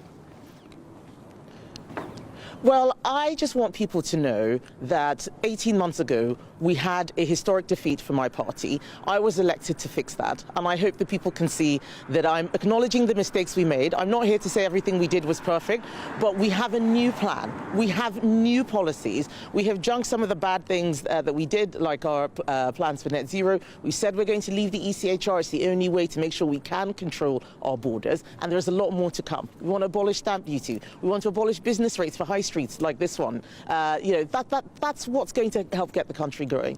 And if polls are reflecting that, that's good. There's still a long way to go. I'm not complacent, but the general election is not tomorrow. We've still got another 3 years of Labour. We know they're going to leave a big mess, and there is only one party that has always cleaned up Labour's mess, and that's the Conservative Party. Kemi Badenoch, thank you so much for joining us this morning. That's Kemi Badenoch, who's the leader of the Conservative Party. The Labour Party has fallen to 17% in that poll. Extraordinary. And it's a staggering collapse in 18 months from winning a landslide majority, albeit on a much smaller share of the vote you'd expect in a general election, but their vote has halved. Well, absolutely, and Reform have fallen a couple of points as well. So now the question is going to re-emerge, will the Tories and Reform have to do a deal in order to avoid splitting the vote on the right? And of course, a lot of Reform voters will be foaming at the mouth at the very idea, but if the choice is that or another Labour government, who wants that? Now, up next... Some people do, Andrew. Yeah, of course they may do. not be watching this show. Yeah, and we were talking yesterday. Someone said, well, do you think Trump's going to get rid of any more weekly? They said, well, he could start with I'm here. Please, no. I don't support American imperialism. Not when it goes that far. Well, coming up next, it's a huge day at London Zoo, and all things, big and small, are being counted for their stock take. Let's hope they've not lost any lions. Will Godley is there too. Yeah, that stock take continuing here at the London Zoo, and we're at the Capybara enclosure. I'll be speaking to the head zookeeper in just a few minutes' time, but as you can see, snow is beginning to fall all around us here, and if that's making you feel like you're in search of some holiday sun, well, here's the weather forecast in your top European destinations. I forecast a perfect holiday in the sun. Weather looking good then? For sure, and no worries about our travel insurance. All Clear Travel Insurance sponsors GB News Travel Destinations Forecast. The cold weather we're experiencing in the UK also affecting Spain at the moment. Warm winds, meanwhile, in Greece, but with some heavy rain ahead of an area of low pressure that is moving through parts of Italy. So wet for Italy, Croatia, much of Greece during Wednesday. Meanwhile, plenty of sunshine for Spain and sunny spells for Portugal, but temperatures well below average on Wednesday, recovering a little later this week. All Clear Travel Insurance sponsors GB News Travel Destinations Forecast. Decisions made in Washington aren't just shaping America, they're shaping Britain too. From migration to global security, from crime to health. Whatever happens in the White House today will be felt in your town or city tomorrow. That's why The Late Show is live from Washington, D.C. Cutting through the politics to show you what it all means for Britain. The Late Show live every night at midnight. Only on GB News, Britain's news channel. No matter the state it's in, this is our nation. Join me, Jacob Rees-Mogg, for a genuine, honest discussion on where we have been, where we are going, and where we are with the people who set the direction. Tune in to State of the Nation every Monday to Thursday, 8 to 9 o'clock. Only on GB News. Bold. They are under no illusion. Ray. Are you a human trafficker? Boundless. I've had enough of the nonsense, and I'm not afraid to say it. Don't get this on the BBC. Every weeknight, I tear through the headlines. The smell of gasoline. Should we be worried about it? From Westminster madness to cultural war chaos. What I'm going to do now, they are throwing things out the car as we speak. Get ready, Britain. Here we go. Patrick Christie tonight, weeknights from 9 p.m, only on GB News, Britain's news channel. At GB News, we love to hear from you, our loyal community. So drop us a line at gbnews.com/yoursay. There you can talk to each other and also to the presenters live on air. gbnews.com/yoursay, because GB News is your channel, Britain's news channel. Hi, I'm Michelle Dewberry, and my show is your opportunity to cut through all the noise and dive in headfirst to some robust debates. Ideas clash. Situation, No, isn't it? Because the failure is you're deliberately avoiding my point. Nothing's held back, And if you think this is the end of it, wait for more. and we do not shy away from the difficult stuff. Sometimes I want to shake people and say, if only you understood. So join me on Jubes & Kerr weeknights at 6 p.m. only on GB News, Britain's news channel. Mornings don't have to be tiresome, especially if you have the right company. Wake up to news as it happens, opinion and debate, and of course, a little bit of entertainment too. Because when the kettle's on, we're on. That's Breakfast on GB News, a show worth waking up for. Every morning from 6 a.m. Only on the People's Channel, Britain's news channel. We'll spread the news, you spread the word. Britain was once the envy of the world. But look around. A nation that no longer knows what it is or where it's going. A country that's broken. How do we fix Britain? How do we bring it back? Friday night with Matt Goodwin at 8 p.m. only on GB News.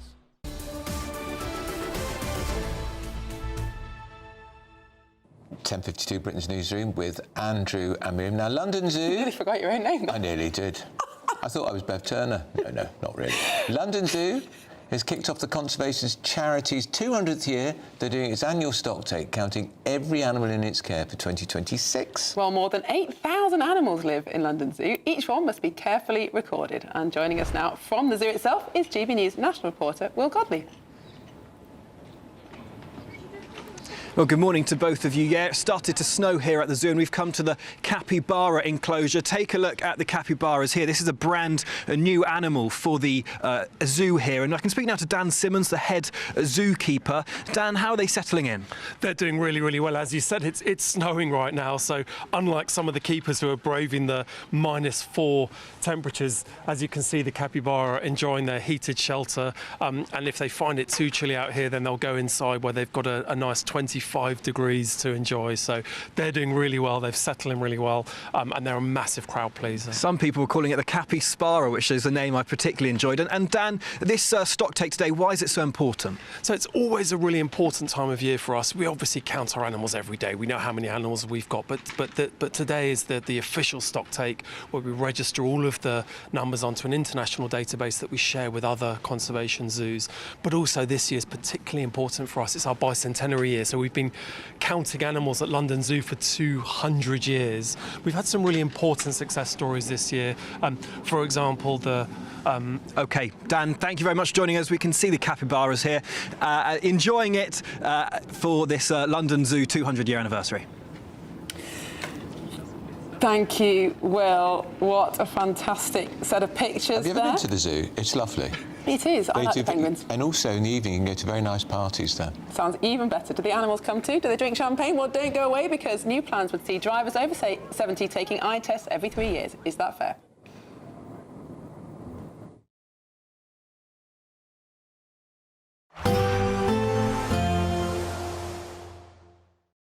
Today, clouds overhead, total zen within.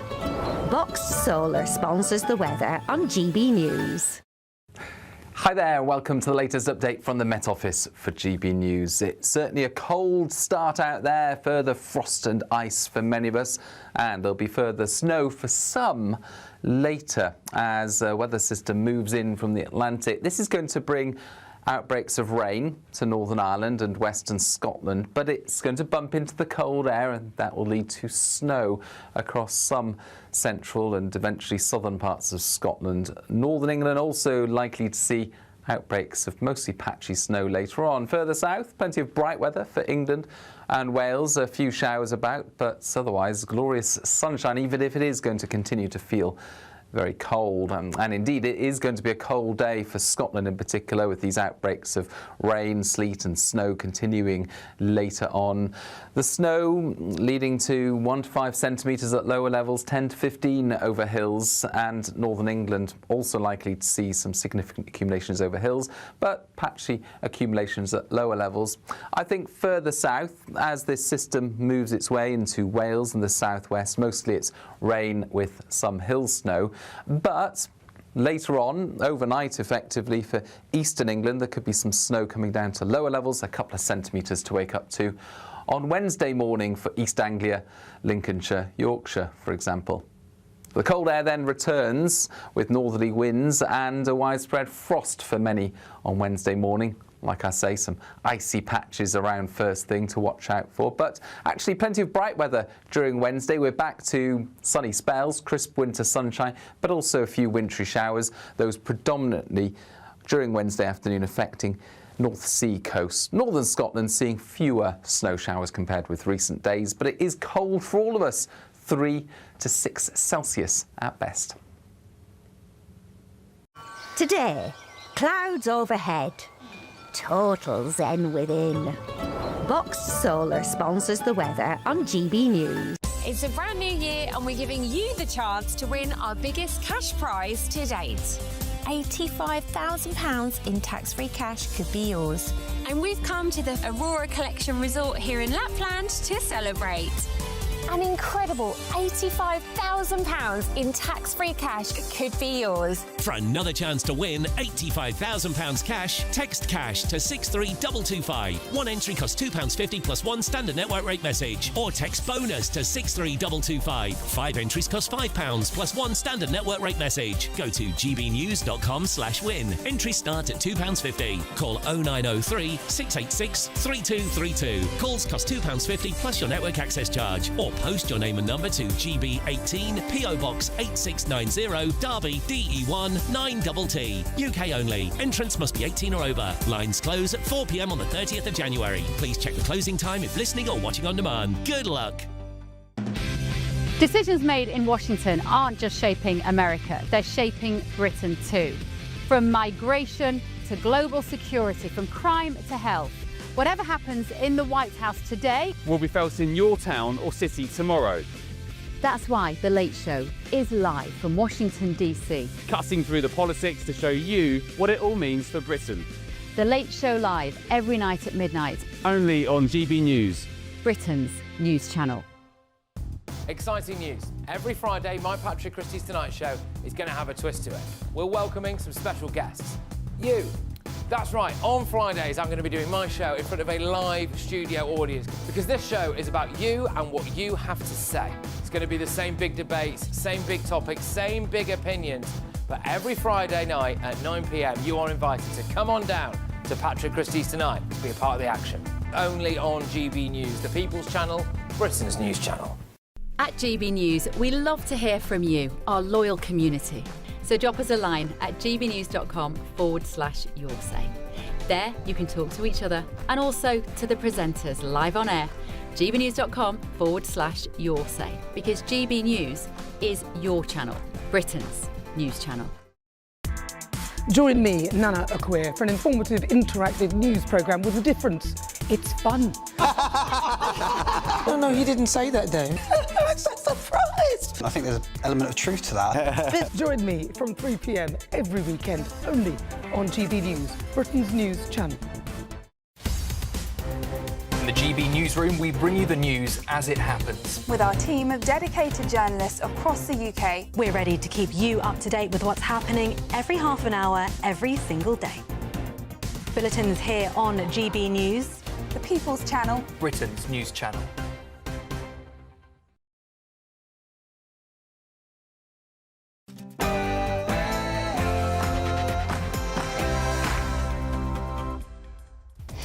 And it's 11 o'clock on Tuesday, the 6th of January, just the Feast of the Epiphany, Feast of the Three Kings. Live across the United Kingdom, this is Britain's Newsroom with Andrew Pearce and Miriam Cates.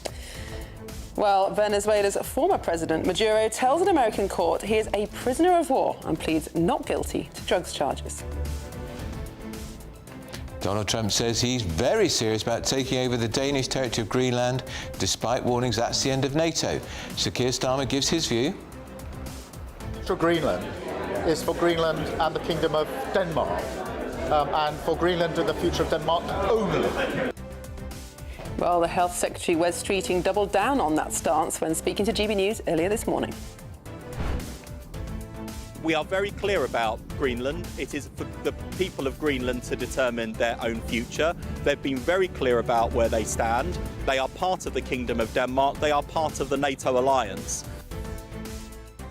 Well, the US government has also been very clear about Greenland, with an aide to Donald Trump, Stephen Miller, saying last night that no one is going to stop the United States. That comes after Donald Trump said that the US needs Greenland. All this as the United Kingdom could possibly be involved in the next decisive action by the US military in its engagement with Venezuela. I'll have all the details very shortly.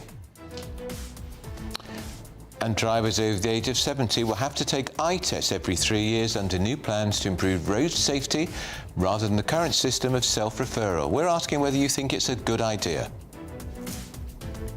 And the Chancellor, Rachel Reeves, has blocked financial support for pubs, even as Sir Keir Starmer admits that many will suffer under his business rate changes. It's the big freeze, snow's gripping large parts of the UK, causing major travel disruption and hundreds of school closures. But we're asking, should so many schools be closed down?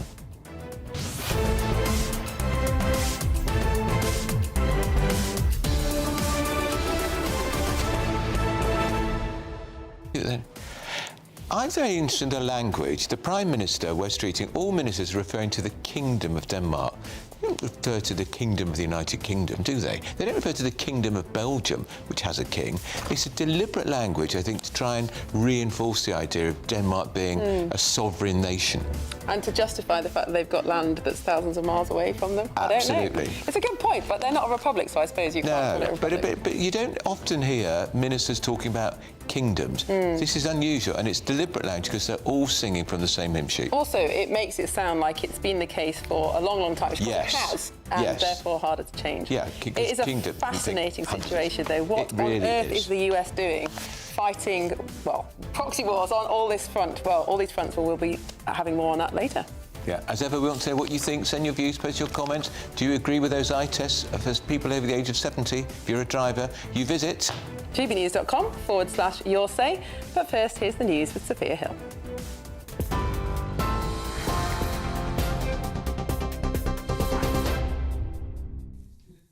Miriam, thank you. Very good morning. It's just gone 11 o'clock. These are your latest headlines. Top story today, Sir Keir Starmer is expected to meet with allies after US forces captured the Venezuelan president in a dramatic operation. The Prime Minister will join international leaders in Paris for a meeting of the Coalition of the Willing. The primary focus of their discussion is the future of Ukraine and keeping up momentum for the US-backed Ukraine peace deal. However, there is growing concern now over the legality and the global fallout of America's actions after President Trump captured former President Maduro and his wife in Venezuela. Downing Street says that Britain will shed no tears over the end of Maduro's rule, but insists that international law still matters. Sir Keir is likely to speak with President Trump and raise the raid on Venezuela after the meeting today. Shadow Defence Secretary James Cartledge expressed his doubts over the outcome of today's meeting to GB News earlier on. I worry that Putin, whatever happens today in Paris, whatever discussions take place among the coalition of the willing, is he serious about peace? Which is why, for me, without wishing to be repetitive, I think Britain within this, whatever happens today with its partners, has got to really up its game on rearmament, because I actually think even if we get a lasting peace, and I desperately want to see that, it's been a brutal war, nevertheless, we mustn't kid ourselves that ends the threat that we face. We are in a world which is going to have more threats for a long time to come, and we need to rise up to that. A press conference in Crans-Montana has revealed that no safety checks were carried out for 5 years at the bar that killed 40 people in Switzerland. Since the devastating fire on New Year's Eve, all sparkling candles have been banned from inside venues. Speaking at the press conference this morning, the Crans-Montana mayor said that their security considered the soundproof foam used in the ceiling of the bar acceptable at the time. It's also been revealed that there were 2 available exits that evening, both of which caught on fire. Health experts have welcomed plans for a new NHS online hospital targeting conditions like menopause and prostate problems. They say that digital access to specialist support could help people stay healthier, remain in work and boost productivity. Campaigners argue it could be a game changer for working women and others managing long-term health conditions. Health Secretary Wes Streeting told GB News he's certain it will speed up things in the NHS. Know that waiting lists for particular specialties can be worse in some parts of the country than others. So if you can get access to a specialist faster online, then you might be able to do face-to-face. That can speed up access to the tests and scans or the treatment or the prescriptions that you might require depending on your condition. And the great thing about this is that for anyone watching who's thinking, well, that is not what I want, I'm not going to see someone online, what on earth is he talking about? Well, the good news is this is entirely through patient choice. Now, mandatory eye tests for drivers over 70 are on the table under new government road safety plans aimed at cutting deaths and serious injuries. Ministers are consulting on eye and cognitive tests for older motorists as part of a strategy to slash road fatalities by 65% by 2035, while stopping short of curbing independence unnecessarily. The plans could also see tougher penalties for uninsured drivers, with on-the-spot fines potentially doubling to £600. Britain's deep freeze is tightening its grip as fresh weather warnings are in place as loads of -12 are possible across the country. Northern Scotland is braced for more snow after hundreds of schools remain closed for a second day and face major travel disruption. Amber warnings are in force with up to 15 centimetres of snow possible. Meanwhile, further south, yellow snow and ice warnings stretch into central and southern England, Wales and Northern Ireland. Forecasters warn it's not over yet, and the week ahead could bring further nationwide disruption, with even a risk of snow in southern areas, alongside some heavy winds, heavy rain and strong winds. And it's a big day for London Zoo as they take their annual stocktake. Live pictures there from London Zoo. Over 8,000 animals are cared for at the zoo, and they all need to be counted, from turtles to lions. Clipboards in hand, zookeepers at London Zoo are preparing to kick off the conservation charity's 200th year. Zookeepers will record numbers of every bird, invertebrate, fish, reptile and mammal at the zoo, ensuring that no one is left behind. Those are the latest GB News headlines for now. More in half an hour. Cheers Britannia Wine Club proudly sponsors the GB News Financial Report. Here's a quick snapshot of today's markets. The pound will buy you $1.353 and €1.155. The price of gold is £3,388.80 per ounce, and the FTSE 100's at 10,059 points. Cheers Britannia Wine Club proudly sponsors the GB News Financial Report.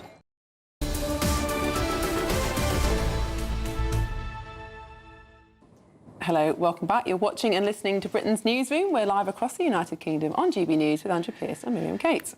And let's see what you've been saying on your states. Quite a lot of comments about the stock take at London Zoo. I must say, well, I must say, I think it's a bizarre thing to do, because surely you'd know if you'd lost some animals. But anyway. Well, if they've got 8,000, maybe not. I suppose so. I mean, you could maybe lose some small ones like stick insects. You wouldn't notice if stick insects went missing. They're but lovely these animals. apparently I've no idea what they are. My phone is now telling me about London Zoo.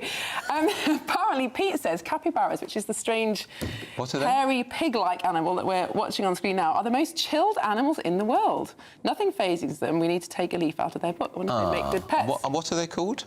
Capybaras. I don't know if I'm pronouncing that correctly. They thrive in social groups, apparently, and live in or near the water. 1 to 1.3 metres long, stand 50 to 60 centimetres tall at the shoulder, and they weigh between 35 and 70 kilos. And the that's females heavy. are larger, so there you go. Wow. 70 kilos? That's how much I weigh. Grown man, yeah. I want to pick one of those up. No, I don't think you could. Well.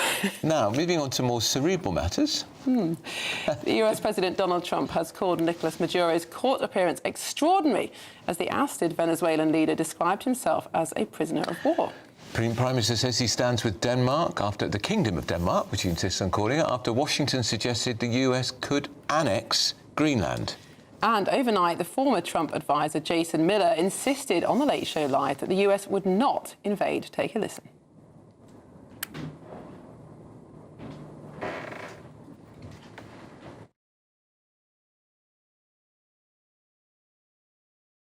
No, I think what this is the mainstream media trying to distract away from the fact that President Trump brought to justice a narco-terrorist in Nicolas Maduro, and that he's going to actually restore democracy to the people of Venezuela. And so the whole thing on the Greenland front, I mean, Greenland should be a territory area that's controlled by the United States. I think the U.S. could do a much better job of maximizing that area, especially with those shipping lanes opening up and the Russians and the Chinese pushing their military into the Arctic Circle in that part of the world. But no, there's not going to be an invasion of Greenland. That's just a silly distraction.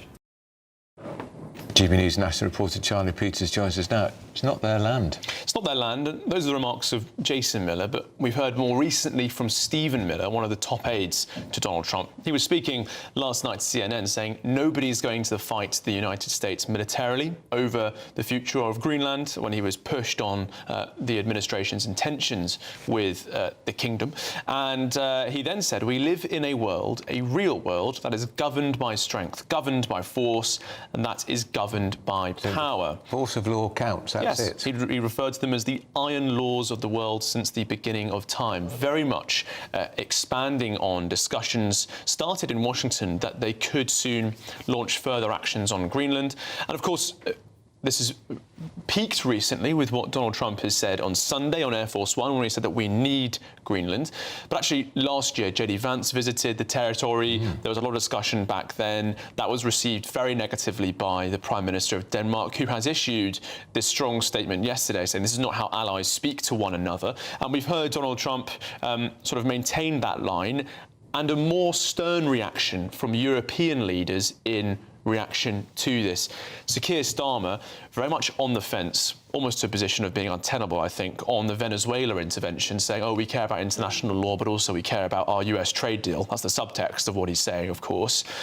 But on Greenland, he's much more strident. And we've seen Wes Streeting this morning, the Health Secretary, also being a bit bolder, because the Danish are saying NATO would not exist. It would cease to exist. We if they are do a this. key player in NATO, a major player, so we have to defend a NATO ally. Absolutely, even though the US has these iron laws, as Stephen Miller is talking about, it has the might, and might is right, we do also have to stand up to our European neighbours, especially as Britain has a very close relationship with the US, of course, militarily, but Denmark is one of our closest European military allies. And there's a lot of frustration, I think, also, Miriam, in Denmark at the moment, not just about this language, but also from military families. I mean, the Danish military, at the tip of its spear, has followed America into many of its follies, its projects in the Middle East over the last quarter century, and many of them have died doing so. And so there is a special level of frustration held within that section of Danish society as well. I mean, Donald Trump came into power with the promise to end these forever wars, and certainly a lot of American voters who voted for him expected the US to no longer be involved in conflicts outside of the country. And Trump promised to end the war in Ukraine within 24 hours. Obviously, he's not been successful in that. But what do you think will be the consequences of these latest actions by the US, not just in Venezuela, but obviously threats about Greenland, talking about Iran? I mean, the US can do what they want. They're powerful enough to do it. Perhaps international law is not really the concern. But what will be the consequences of disrupting the world order like this? It's too early to say, but we do know that Israel was caught off guard by those actions on Saturday morning. They, Mossad, out of the loop, remarkably, on a major military operation. Even they didn't know what was going on. It's understood, according to sources speaking to the Jerusalem Post last night, that the administration in Israel is now weighing up options against Iran. They previously had not believed the protests and the fervour in the country to be sufficient to launch an intervention alongside the US. Of course, they couldn't do it alone. But they're now reorienting their thinking on this and recalculating based on those moves. This is obviously the removal of Venezuela as a free power linking with Iran, Russia, China, seriously weakens the Iranian regime as a source of oil, of course. And also, that move could impact us here at home as well, because right now, as we speak, it's understood that rather a lot of preparation is going into action in the United Kingdom to potentially launch a raid to seize a tanker which is traversing through the North Atlantic. It's called the Marinera, was called the Bella One. It's currently got a Russian flag painted on the side. It approached Caracas towards the end of last month, was turned away because of the blockade. It's currently moving up to the north. We have seen so many US Air Force assets arriving into the UK in the last 2 days, including dropping off some of the same helicopters used in that raid in Venezuela on Saturday night. That same equipment is now in Britain. It could be used for a so-called Night Stalker operation to seize and board this tanker. At that point, Andrew and Miriam, that becomes very difficult for the Prime Minister, who has been cautious, very cautious on Venezuela, but if US operations against Venezuelan assets are launched from Britain, the whole thing changes. Fascinating. Well, we will be monitoring that very closely indeed. Now, moving on, drivers over the age of 70 will soon be required to take an eye test every 3 years. These are under new government proposals which they say will dramatically improve road safety. Well, ministers are also considering reducing the drink driving limit to the level that it is set at in Scotland and requiring all passengers, rather than just drivers, to wear seatbelts. Well, let's talk to GB News pensioner. He doesn't mind us calling him that. Alan Goatee. Alan, good morning to you and Happy New Year. Same to you. Good morning. Now, can we ask you a tender question, sensitive question? Have you reached the milestone of 70 already? I have, plus. Now, when did you last have an eye test with regarding to whether you're fit and capable to drive your car, Alan? Just before Christmas. Oh, did you? So you do that yourself? You self-refer yourself? I do. And if the government's going to impose it every 3 years, I hope they're going to be paying for it. Do you not get free eye tests over the age of 60 already? I thought that was the rule. Only every couple of years. Right. And what would it what would the test cost, Alan? I don't know, because at the moment I've been getting the free ones, right, because it's been at least 2 years before I get it done. OK, but what about the eye? I mean, were you concerned about your eye test, or did you just think because you're a certain age you should get your eyes tested every so often? I've got a history of detached retinas, so of course I am concerned about my eyesight. But if an optician turned round to me and said, "I don't think you can drive anymore," I would accept that, because I do not want to be a danger on the road. Do you support, then, the new regulations that would make that compulsory for people over 70 to have an eye test every 3 years? I hate to say this, but yes, I do. Yeah, how difficult would your life be, Alan, if you couldn't drive anymore? Well, that's the whole point. It wouldn't be difficult, because I've got a bus service. I've got children, albeit adult children, who drive. I can always get to where I want to get to. I don't have to have a car. Right. It's a nice convenience to have a car, but I wouldn't be totally lost without one. Now, that applies to me, but people who live in the middle of nowhere will have a much more difficult time. I was going to say, what part of the country are you in, Alan? In Yateley, in Hampshire. So it's not rural, especially, what I'm getting at, because if you're in rural areas, it could be quite difficult, because bus services, as you know, are rare. Yeah, exactly. If you're in a rural area, it becomes a lot more difficult. When I bought this house 20 years ago, I was already thinking ahead. And I thought, well, I've got supermarkets near me, I've got a bus line near me, so I was prepared for the day I wouldn't be able to drive anymore. Very interesting. Thank you so much for joining us, Alan. And Andrew, you think that this move is going to be really unpopular, but I'm not so sure, because I think even though it will inconvenience some people, I think most people are rational enough to know that if you're not safe to drive, it's really not a good idea to be on the road. I think if thousands of people in rural areas suddenly have their car keys taken away from them, they won't be very happy about it. They won't, but perhaps some of their friends and relatives maybe. And they'll say, I know the country roads, I drive slowly. I mean, I can hear the argument, the counter-argument.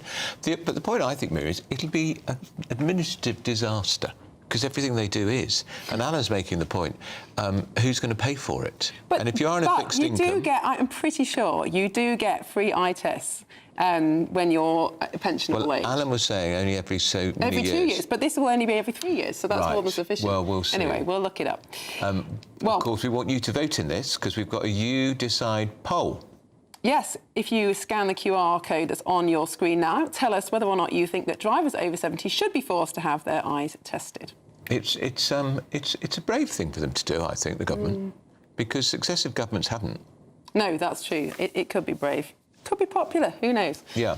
Well, time now for the Great British Giveaway, and 2026 is on us, and it could be yours to win £85,000, which is like having over £7,000 a month extra to spend each month for the whole year. It could be all yours. Hayley Sparks has all the details you need.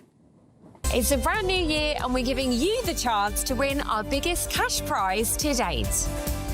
£85,000 in tax-free cash to make your new year the best yet.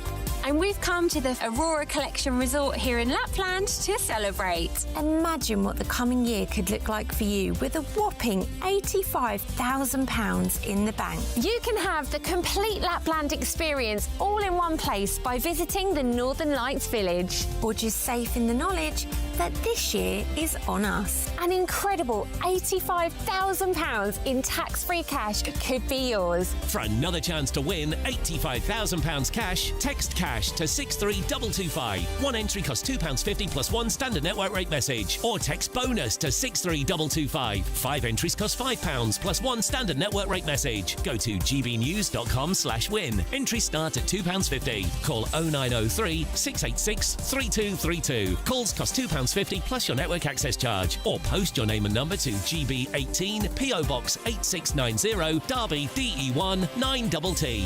UK only. Entrance must be 18 or over. Lines close at 4 p.m. on the 30th of January. The winner may be contacted live on GB News, week commencing the 9th of February 2026. Please check the closing time if listening or watching on demand. Good luck.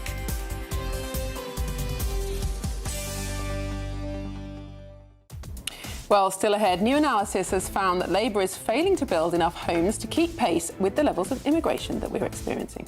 Also, all eyes are on Paris, where the Coalition of the Willing are gathering later this afternoon. Sir Keir Starmer was there giving his invaluable input. Remember when he told us just over a year ago he was going to put boots on the ground in Ukraine? That never happened, did it?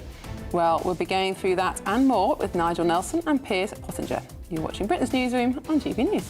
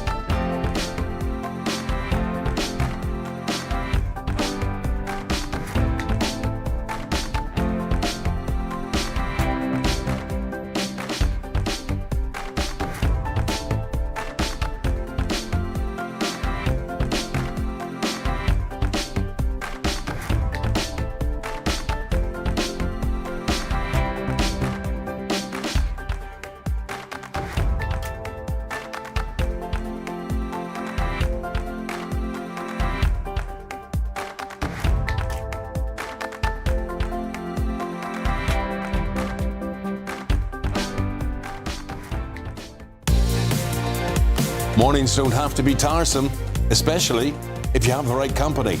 Wake up to news as it happens, opinion and debate, and of course, a little bit of entertainment too. Because when the kettle's on, we're on. That's Breakfast on GB News, a show worth waking up for. Every morning from 6 a.m. Only on the People's Channel, Britain's news channel. We'll spread the news, you spread the word. From the school run to the home run, watch a new show for all of Britain. He can say whatever he wants. A straight talking show where all voices are heard.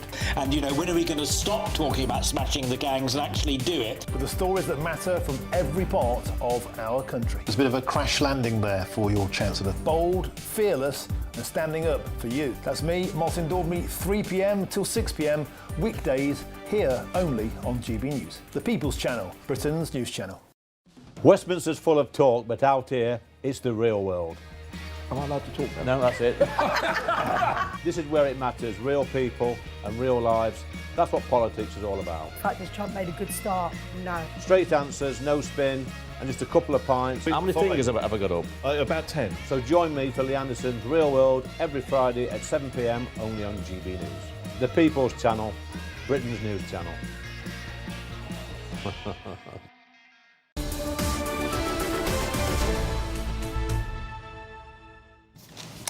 Welcome back. It's 25 minutes past 11. You're watching and listening to Britain's Newsroom. We're live across the United Kingdom with Andrew Pearce and Miriam Cates. The panel are back. GB News senior political commentator Nigel Nelson and Piers Pottinger. And I can say that Mrs. Piers Pottinger has made a contribution to the show for the first time. Because when I questioned on air, Piers, are you really a terrible driver? We were talking about motorists will have to be tested every 3 years after the age of 70, their eyesight.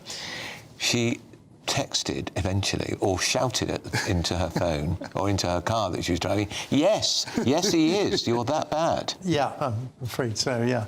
And just remind people that when did you reverse into, was it your first test or in your driving test you reversed into a car? My first driving test. You reversed? I reversed, yes, into the thing. But you did eventually pass. And then perhaps not the third time, yeah. The second time on the emergency stop, it was so severe, I stopped so severely, the examiner hit his head on the windscreen. Made you very popular. Yeah, and he wasn't pleased. And of course, as in the break, one of our fabulous newsreaders today, Sophia, told us that on her first driving lesson, she was done for speeding. Yeah. Well, I think that's a matter for the instructor. And the instructor got the point. Well, so he should, or she. It was a she, actually, because she's got the dual control. Oh, exactly. And she should have said, you're breaking the speeding limit. Of course, it would have been in London, where the speed limit is 20 miles an hour, and if you go 21 miles an hour in this terrible mayor's London, you're in trouble. I mean, they have a 20-mile-an-hour speed limit in London, Piers. You know, even though you don't drive, you're lucky if you can get above 2 miles an hour, because nothing works. I'm it's such a car bad park. driver and so ignorant about driving. If I was a member of the Labour Party, I'd now be Minister of Transport. On that note, let's talk about housing, because one of the great pledges, Nigel, of this government was to build 1.5 million houses in 5 years. Yep. The Daily Mail's got a very good exclusive saying a third of all new homes built in Labour's first year would have been required just to house arriving migrants. However, they're not building anything like enough to even house the migrants that are arriving. No, I mean, what this story is... This is one of the reasons why I bang on about all this immigration, legal and illegal. Right. Because we do not have the infrastructure, we don't have the houses, the schools, the road. We just can't cope with this influx. Well, I mean, certainly when it comes to the people crossing the channel, no, we can't, which is why we're trying to stop it. This one is actually just a bit of creative arithmetic by the Tory party. What they're arguing is... They're in opposition, that's what they do. Well, of course that's what they do. What they're arguing is 204,000 migrants came over in 12 months, and there's only 237,000 new homes were built, which is below the Labour target. The target is 300,000 homes a year to make your 1.5 million. The point about this is not all those people were ever going to move into new homes. It may well be there'll be renovated properties. It may be derelict properties that are being refurbished. It may be they're renting. So you can't actually draw a verdict from this kind of arithmetic, which is just basically, well, I don't think it's actually much of a story on that basis. Well, what is a story is in the last quarter there were only 78,000 applications to build new homes, which is the lowest in history. I mean, not only is this government missing its housing target, it's missing it by a country mile. And not that they know what a country mile is, but I mean, it is absurd. They're building, there is without any doubt a housing crisis in this country. There has been for some time. And it's one of the things I'm afraid the Conservative government really didn't do a good job on. And this government's incredibly managing to do a worse job. Well, they're 60,000 short. They're failing. And on the one hand, they say we're going to build all these new homes. Then they put in all these extra regulations and bureaucracy and rules and costs, which simply means that it's not going to happen. They have no idea, partly because none of the cabinet have ever worked in the private sector. None of them have been in a business. They don't know how the building industry works. They don't understand the countryside. They don't understand the building. And then you run into, they put in new laws about protecting the environment, which is fine up to a point, and wildlife fine up to a point. But it becomes insane when you're talking about not being able to house people because of some absurd species of shrew somewhere. Yeah. Well, hang on, what's been changed? They're changing but this. they were meant to shake up the planning system to make it much quicker. Which is what's going on. But is it happening? Well, it is happening. I mean, the whole thing is, first of all, a majority of 174. They've been in power for 19 months. This reform of the planning system still on the is still not even on the statute. It hasn't gone through, but as we all know, that it takes some time to get legislation through, and something like this is really complicated. Also, an awful lot of people are going to object, as they always do. So nobody wants a big development on their doorstep. No one wants often Labour MPs are the ones doing the objecting. MPs, let's say, if you're an MP, that you look after your constituents. So I do understand that. But people don't want wind farms. They don't want solar farms. I've got one down my way. Is it ugly and vile? Well, it hasn't been built yet because there's a huge protest against it. Good. I'm not Have part you joined of it? No, I have not. My wife has. Good on her. That's why we love your wife. Wives are very involved in the show today. I mean, solar farms, yeah. Well, I mean, there'll be more solar farms than houses if Miliband wants to cover the country in them. Shame you can't live in them. It's a great, exactly. and also, there are an awful lot of empty houses and empty buildings that could easily be converted into proper housing that are empty. The number of empty buildings and homes around the country is colossal. And particularly in inner cities. Yeah. Well, where the housing shortage is at its worst. Thank you both. We're going to have to leave it there. I know both your wives going to make an appearance next week as well. Very welcome. Send them instead next time. Next week we'll have Mrs. Nelson, Mrs. Pottinger. We'll find out very good idea. Carolyn, you'll be very welcome. Well, thank you both. Well, we've got lots more to come, including an exclusive interview with a Hungarian minister. But here is your 60-second news update with Sophia Hill.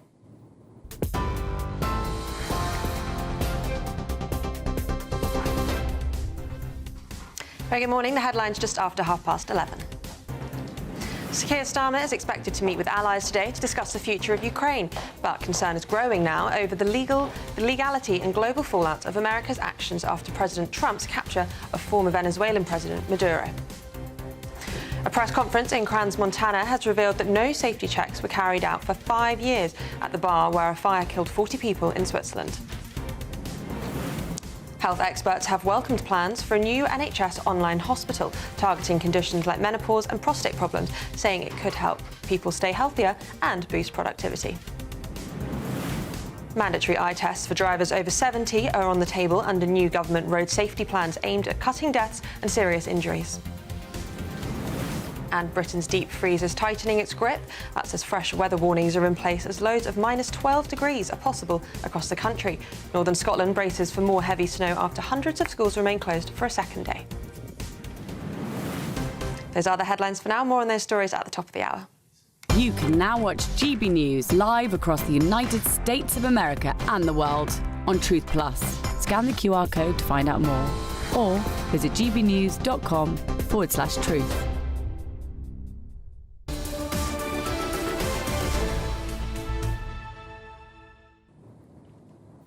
Well, coming up at noon, we've got Good Afternoon Britain with Tom and Nana. They're here in the studio. What's coming up on the show? Well, I'm a bit excited about all the big beasts that we've got on the show today. How dare you? He's talking about women. We've got an incredible debate when it comes to should these regular eye tests be mandatory for over 70s driving.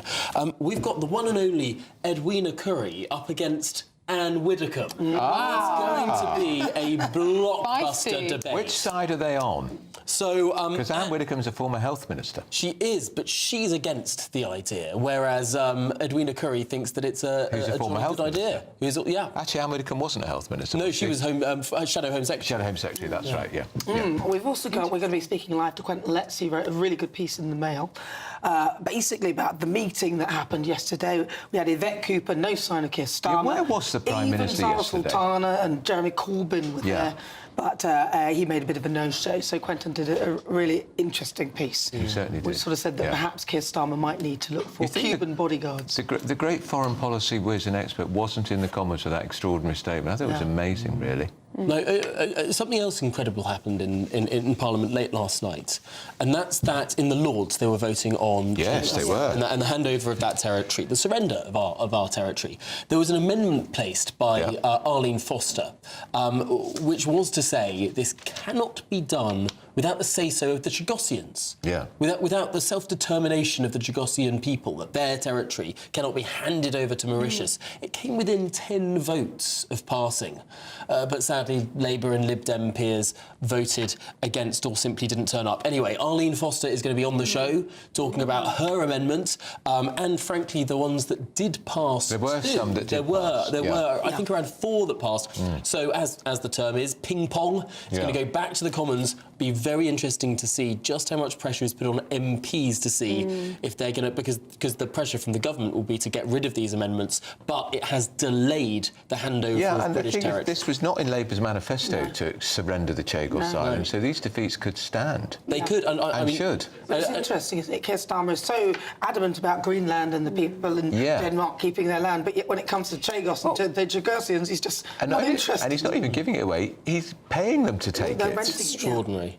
With our money. But there was an amendment about if they are renting it and it cannot be used as a military base, then perhaps we shouldn't have to pay for it. So that's another thing that was discussed. Yeah. We were speaking to Sir Malcolm Rifkind earlier, former Defence Secretary in the 90s Conservative government. And he actually took a completely different view. He thought that the Chagos deal was a good deal because it guaranteed our use of Diego Garcia for the next 100 years. Didn't think there was any point in doing a referendum amongst the Chagossians because they don't live there anyway. I was quite surprised. I recently read a wonderful book called Who Dares Wins by Dominic Sandbrook. It's about the early 1980s. There was a very similar... I was amazed. There was a very similar idea from the Foreign Office about the Falkland Islands. Yes, there was. Because they wanted to sort of there was a difficulty when it came to the sort of the Argentines and us and whatever. There was going to be a 99-year lease proposed where the Brits would basically hand over sovereignty but continue to run the place. I mean, it seems like this is just the mindset of the Foreign Office. It has been ever since decolonisation. They just want to get rid of our islands around the world. Because they think they're more trouble than they're worth. More trouble than they're worth. Wow. There is no sense of nation. With all respect to Sir Malcolm Rifkind, he's part of that Foreign Office mindset, I'm afraid. Well, Tom Nana, looking forward to it. But we do have some breaking news to bring you now about Greenland, and Charlie Peters has the latest. We've just had a statement in from European leaders talking about security in the Arctic Circle. I can bring you that statement now. They've said that the Arctic security remains a key priority for Europe and it is critical for international and transatlantic security. The statement goes on to say that NATO has made clear that the Arctic region is a priority and European leaders are stepping up. We and many other allies have increased our presence, activities and investments to keep the Arctic safe and to deter adversaries. The Kingdom of Denmark, including Greenland, is part of NATO, and they also say that security in the Arctic must therefore be achieved collectively in conjunction with NATO allies, including the United States, by upholding the principles of the UN Charter, including sovereignty, territorial integrity and the inviolability security of borders. These are universal principles, and we will not stop defending them. They say that the United States is an essential partner in this endeavour as a NATO ally and through the defence agreement between the Kingdom of Denmark and the United States of 1951. Greenland belongs to its people. It is for Denmark and Greenland and them only to decide on matters concerning Denmark and Greenland. So those are European leaders there, including Emmanuel Macron and Sir Keir Starmer, putting out their joint statement in support of Greenland's sovereignty through the Kingdom of Denmark. And we'll have more on that throughout the day as they respond to recent comments made by members of the Trump administration about Greenland and Arctic security. Extraordinary stuff. Thank you, Charlie. We will, of course, keep returning to that story throughout the day. Well, moving on now. Yesterday, I was in Budapest. I attended an international press conference with the Hungarian Prime Minister Viktor Orbán. I was able to ask him a question on behalf of GB News. Take a listen to this. Express our gratitude to the Lord that we've been able to stay away from this. So I agree with every single word of the new national security strategy of the US, that Europe actually brought in itself such a calamity that actually threatens with the end of its civilization. It's called migration, and the fact that Hungary managed to stay away from this, well, how we managed, it's really a miracle. And I'm not only just praising my own house, as we say in Hungary, because I know how we stayed out of this in 2015 when the whole mass migration started, and we had to say yes or no. Everybody was saying yes. We were the only ones to say no. We had a price to pay, and we paid the price because Hungary has been punished for this. Hungary has been accused because of this. I think unjustly accused. But Hungary persevered, and it is quite clear that now we opted for the winning choice. What I'm expecting is that in the next coming 10-15 years, there's going to be a substantial requirement from Western Europe, not migrants, indigenous Europeans, using the right of free travel and free movement to come and work and live in Hungary. I count on that. So, Miriam, what was your question to Orbán? Well, I asked him about Western Europe and whether or not he thought that the countries like UK, France and Germany that have had such high migration do have any route back to this kind of patriotic, pro-nation ideal that he and many Eastern European nations so espouse. And, you know, he was very honest about his answer. He wasn't sure that we do have a future, and actually predicted that people from Western Europe, from the UK, France and Germany, would actually move to countries like Hungary in the future to continue a kind of European cultural identity. It was very interesting. Fascinating. Well, joining us now is the Hungarian Minister, Balázs Hidvégy, to comment on this. Balázs, good morning. Thank you so much for joining us. And it was wonderful to be in a very snowy Budapest yesterday. Now, what really struck me about the... Good morning. Lovely to see you again. Now, what really struck me about the press conference, which was that it was 2.5 hours long, and that Mr. Orbán took questions from all different media outlets, both domestic and international, covering a huge range of different topics. But what was so interesting is that the Hungarian approach, particularly on immigration, is so different from the rest of Europe and certainly within the EU. Can you explain to our viewers how Hungary has managed to control immigration so effectively? Well, it's a very good and important question, and it's true that migration and the forcing of mass illegal migration onto European nations is a crucial question about identity, about who we are and who we want to be. Hungary has been very clear from the very beginning about that. We want to stay Hungarian, and we want to defend our country for our countrymen and countrywomen, for the Hungarians, maintain it as a Hungarian country, and not let it be flooded by illegal migrants from all over the place. This has been a very, very difficult political battle since 2015. Hungary has spent over 2 billion euros from our own budget to defend our country. We built a border fence in the southern border, which was most under attack by illegal migrants. We have spent, the energy and time of our police forces, the military, to defend that border, and we have proven, I think, that it is possible to stop illegal migration if there is a political will to do it. Nobody was of this opinion back 10 years ago. We have come under enormous attacks and accusations and a political pressure, primarily from Brussels. And now I think more and more people, and perhaps more and more governments also, now see that we were right and we have been right all along. It is possible to maintain your identity, and you cannot accept illegality as a normal thing. This is what they are trying to do. We also have been involved in court cases with Brussels, the EU court. They ruled against us. For example, we had a system, what we call the transit zones. Basically, the idea was that nobody can enter the country before a decision is made about their request for asylum. Only if the decision is yes, can they enter. The EU court said this was not acceptable, this was not legal, it was against human rights and all that. They fined us. They made us pay 200 million euros as a fine, and then since then, 2024 was when the verdict was reached.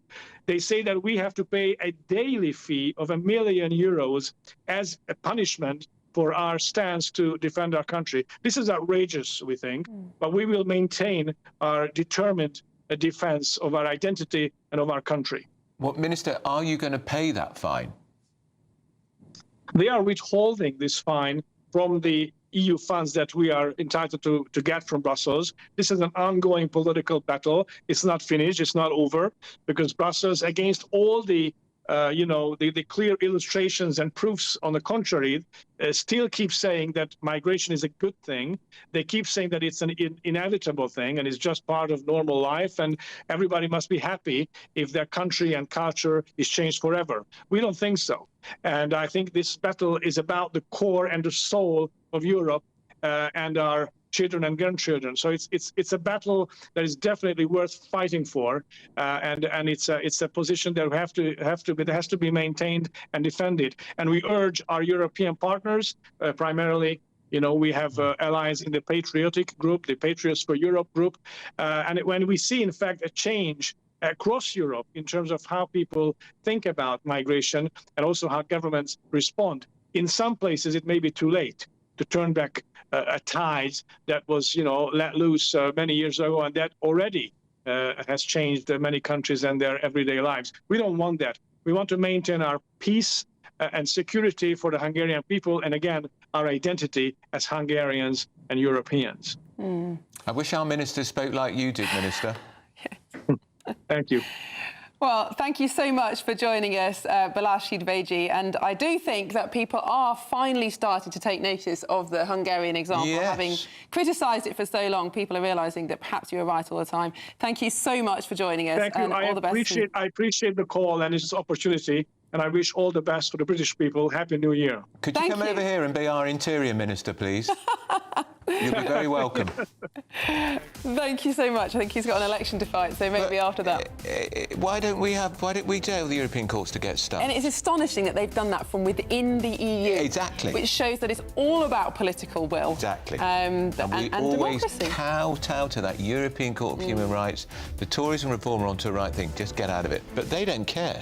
I mean, I know the European Court's not the EU, but they just say they're not paying the fine. And Mr. Orban did say yesterday that it was money well spent, that 365 million a year, to avoid going down the irreversible route that Western European countries. And you can't help thinking maybe he's right. And how much is illegal migration costing this country a year? £4 billion. Well, that's just the accommodation. Plenty more to come, but here's your weather, and it's very chilly out there.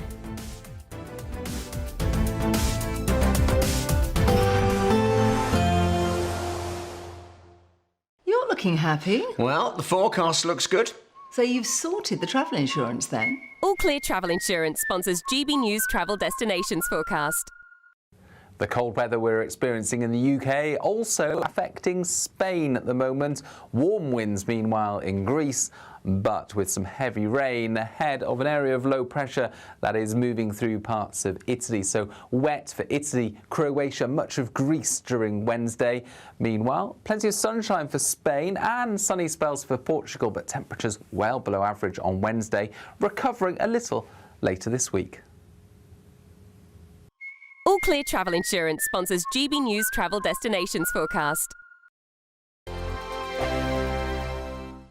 I'm Michelle Dewberry, this is Jubes & Co with you. Hello everyone, Patrick Christie is here. GB News, Britain's news channel. Access the stories that matter to you. Take the GB News family with you on any device. And as long as you have an internet connection, tune in to GB News anywhere on the planet or beyond. GB News, the People's Channel, Britain's news channel. No matter the state it's in, this is our nation. Join me, Jacob Rees-Mogg, for a genuine, honest discussion on where we have been, where we are going, and where we are with the people who set the direction. Tune in to State of the Nation every Monday to Thursday, 8 to 9 o'clock. Only on GB News. Bold. They are under no illusion. Brave. Are you a human trafficker? Boundless. I've had enough of the nonsense, and I'm not afraid to say it. Don't get us on the BBC. Every weeknight, I tear through the headlines. The smell of gasoline. Should we be worried about it? From Westminster madness to cultural war chaos. What I'm going to do now, they are throwing things out the car as we speak. Get ready, Britain. Here we go. Patrick Christie tonight, weeknights from 9 p.m, only on GB News, Britain's news channel. At GB News, we love to hear from you, our loyal community. So drop us a line at gbnews.com/yoursay. There you can talk to each other and also to the presenters live on air. gbnews.com/yoursay, because GB News is your channel, Britain's news channel. Hi, I'm Michelle Dewberry, and my show is your opportunity to cut through all the noise and dive in headfirst to some robust debates. Ideas clash. Situation, No, isn't it? no, Because the failure is... You're deliberately avoiding my point. Nothing's held back, And if you think this is the end of it, wait for more. and we do not shy away from the difficult stuff. Sometimes I want to shake people and say, if only you understood. So join me on Jubes & Co weeknights at 6 p.m, only on GB News, Britain's news channel. Join me, Nana Akwe, for an informative, interactive news programme with a difference. It's fun. No, he didn't say that, Dave. I'm so surprised. I think there's an element of truth to that. Join me from 3 p.m. every weekend, only on GB News, Britain's news channel. Mornings don't have to be tiresome, especially if you have the right company. Wake up to news as it happens, opinion and debate, and of course, a little bit of entertainment too. Because when the kettle's on, we're on. That's Breakfast on GB News, a show worth waking up for. Every morning from 6 a.m. Only on the People's Channel, Britain's news channel. We'll spread the news, you spread the word.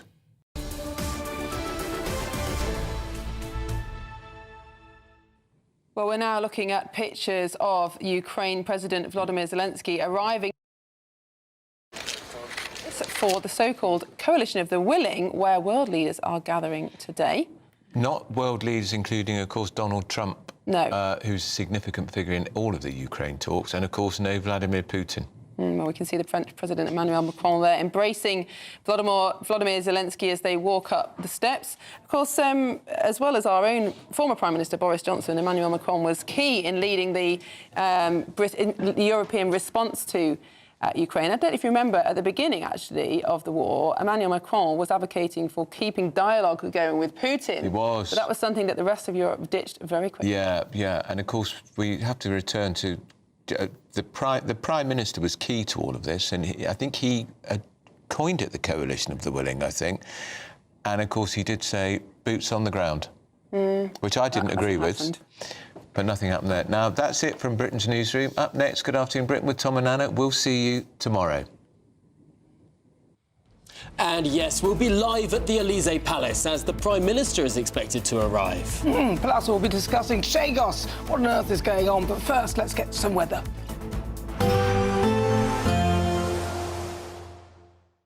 Expect warm spells with the odd rude interruption. Box Boilers sponsors the weather on GB News. Hi there, welcome to the latest update from the Met Office for GB News. It's certainly a cold start out there, further frost and ice for many of us, and there'll be further snow for some later as a weather system moves in from the Atlantic. This is going to bring outbreaks of rain to Northern Ireland and Western Scotland, but it's going to bump into the cold air and that will lead to snow across some central and eventually southern parts of Scotland. Northern England also likely to see outbreaks of mostly patchy snow later on. Further south, plenty of bright weather for England and Wales, a few showers about, but otherwise glorious sunshine, even if it is going to continue to feel very cold, and indeed it is going to be a cold day for Scotland in particular, with these outbreaks of rain, sleet and snow continuing later on. The snow leading to 1 to 5 centimetres at lower levels, 10 to 15 over hills, and Northern England also likely to see some significant accumulations over hills, but patchy accumulations at lower levels. I think further south, as this system moves its way into Wales and the southwest, mostly it's rain with some hill snow. But later on, overnight effectively for eastern England, there could be some snow coming down to lower levels, a couple of centimetres to wake up to. On Wednesday morning for East Anglia, Lincolnshire, Yorkshire, for example. The cold air then returns with northerly winds and a widespread frost for many on Wednesday morning. Like I say, some icy patches around first thing to watch out for, but actually plenty of bright weather during Wednesday. We're back to sunny spells, crisp winter sunshine, but also a few wintry showers, those predominantly during Wednesday afternoon affecting North Sea coast. Northern Scotland seeing fewer snow showers compared with recent days, but it is cold for all of us, 3 to 6 Celsius at best. Expect warm spells with the odd rude interruption. Box Boilers sponsors the weather on GB News. Hello from the Aurora Collection Resort here in Lapland. We're on an amazing Arctic adventure to celebrate our greatest cash giveaway, a simply stunning £85,000. And in 2026, we're giving you the chance to win it all.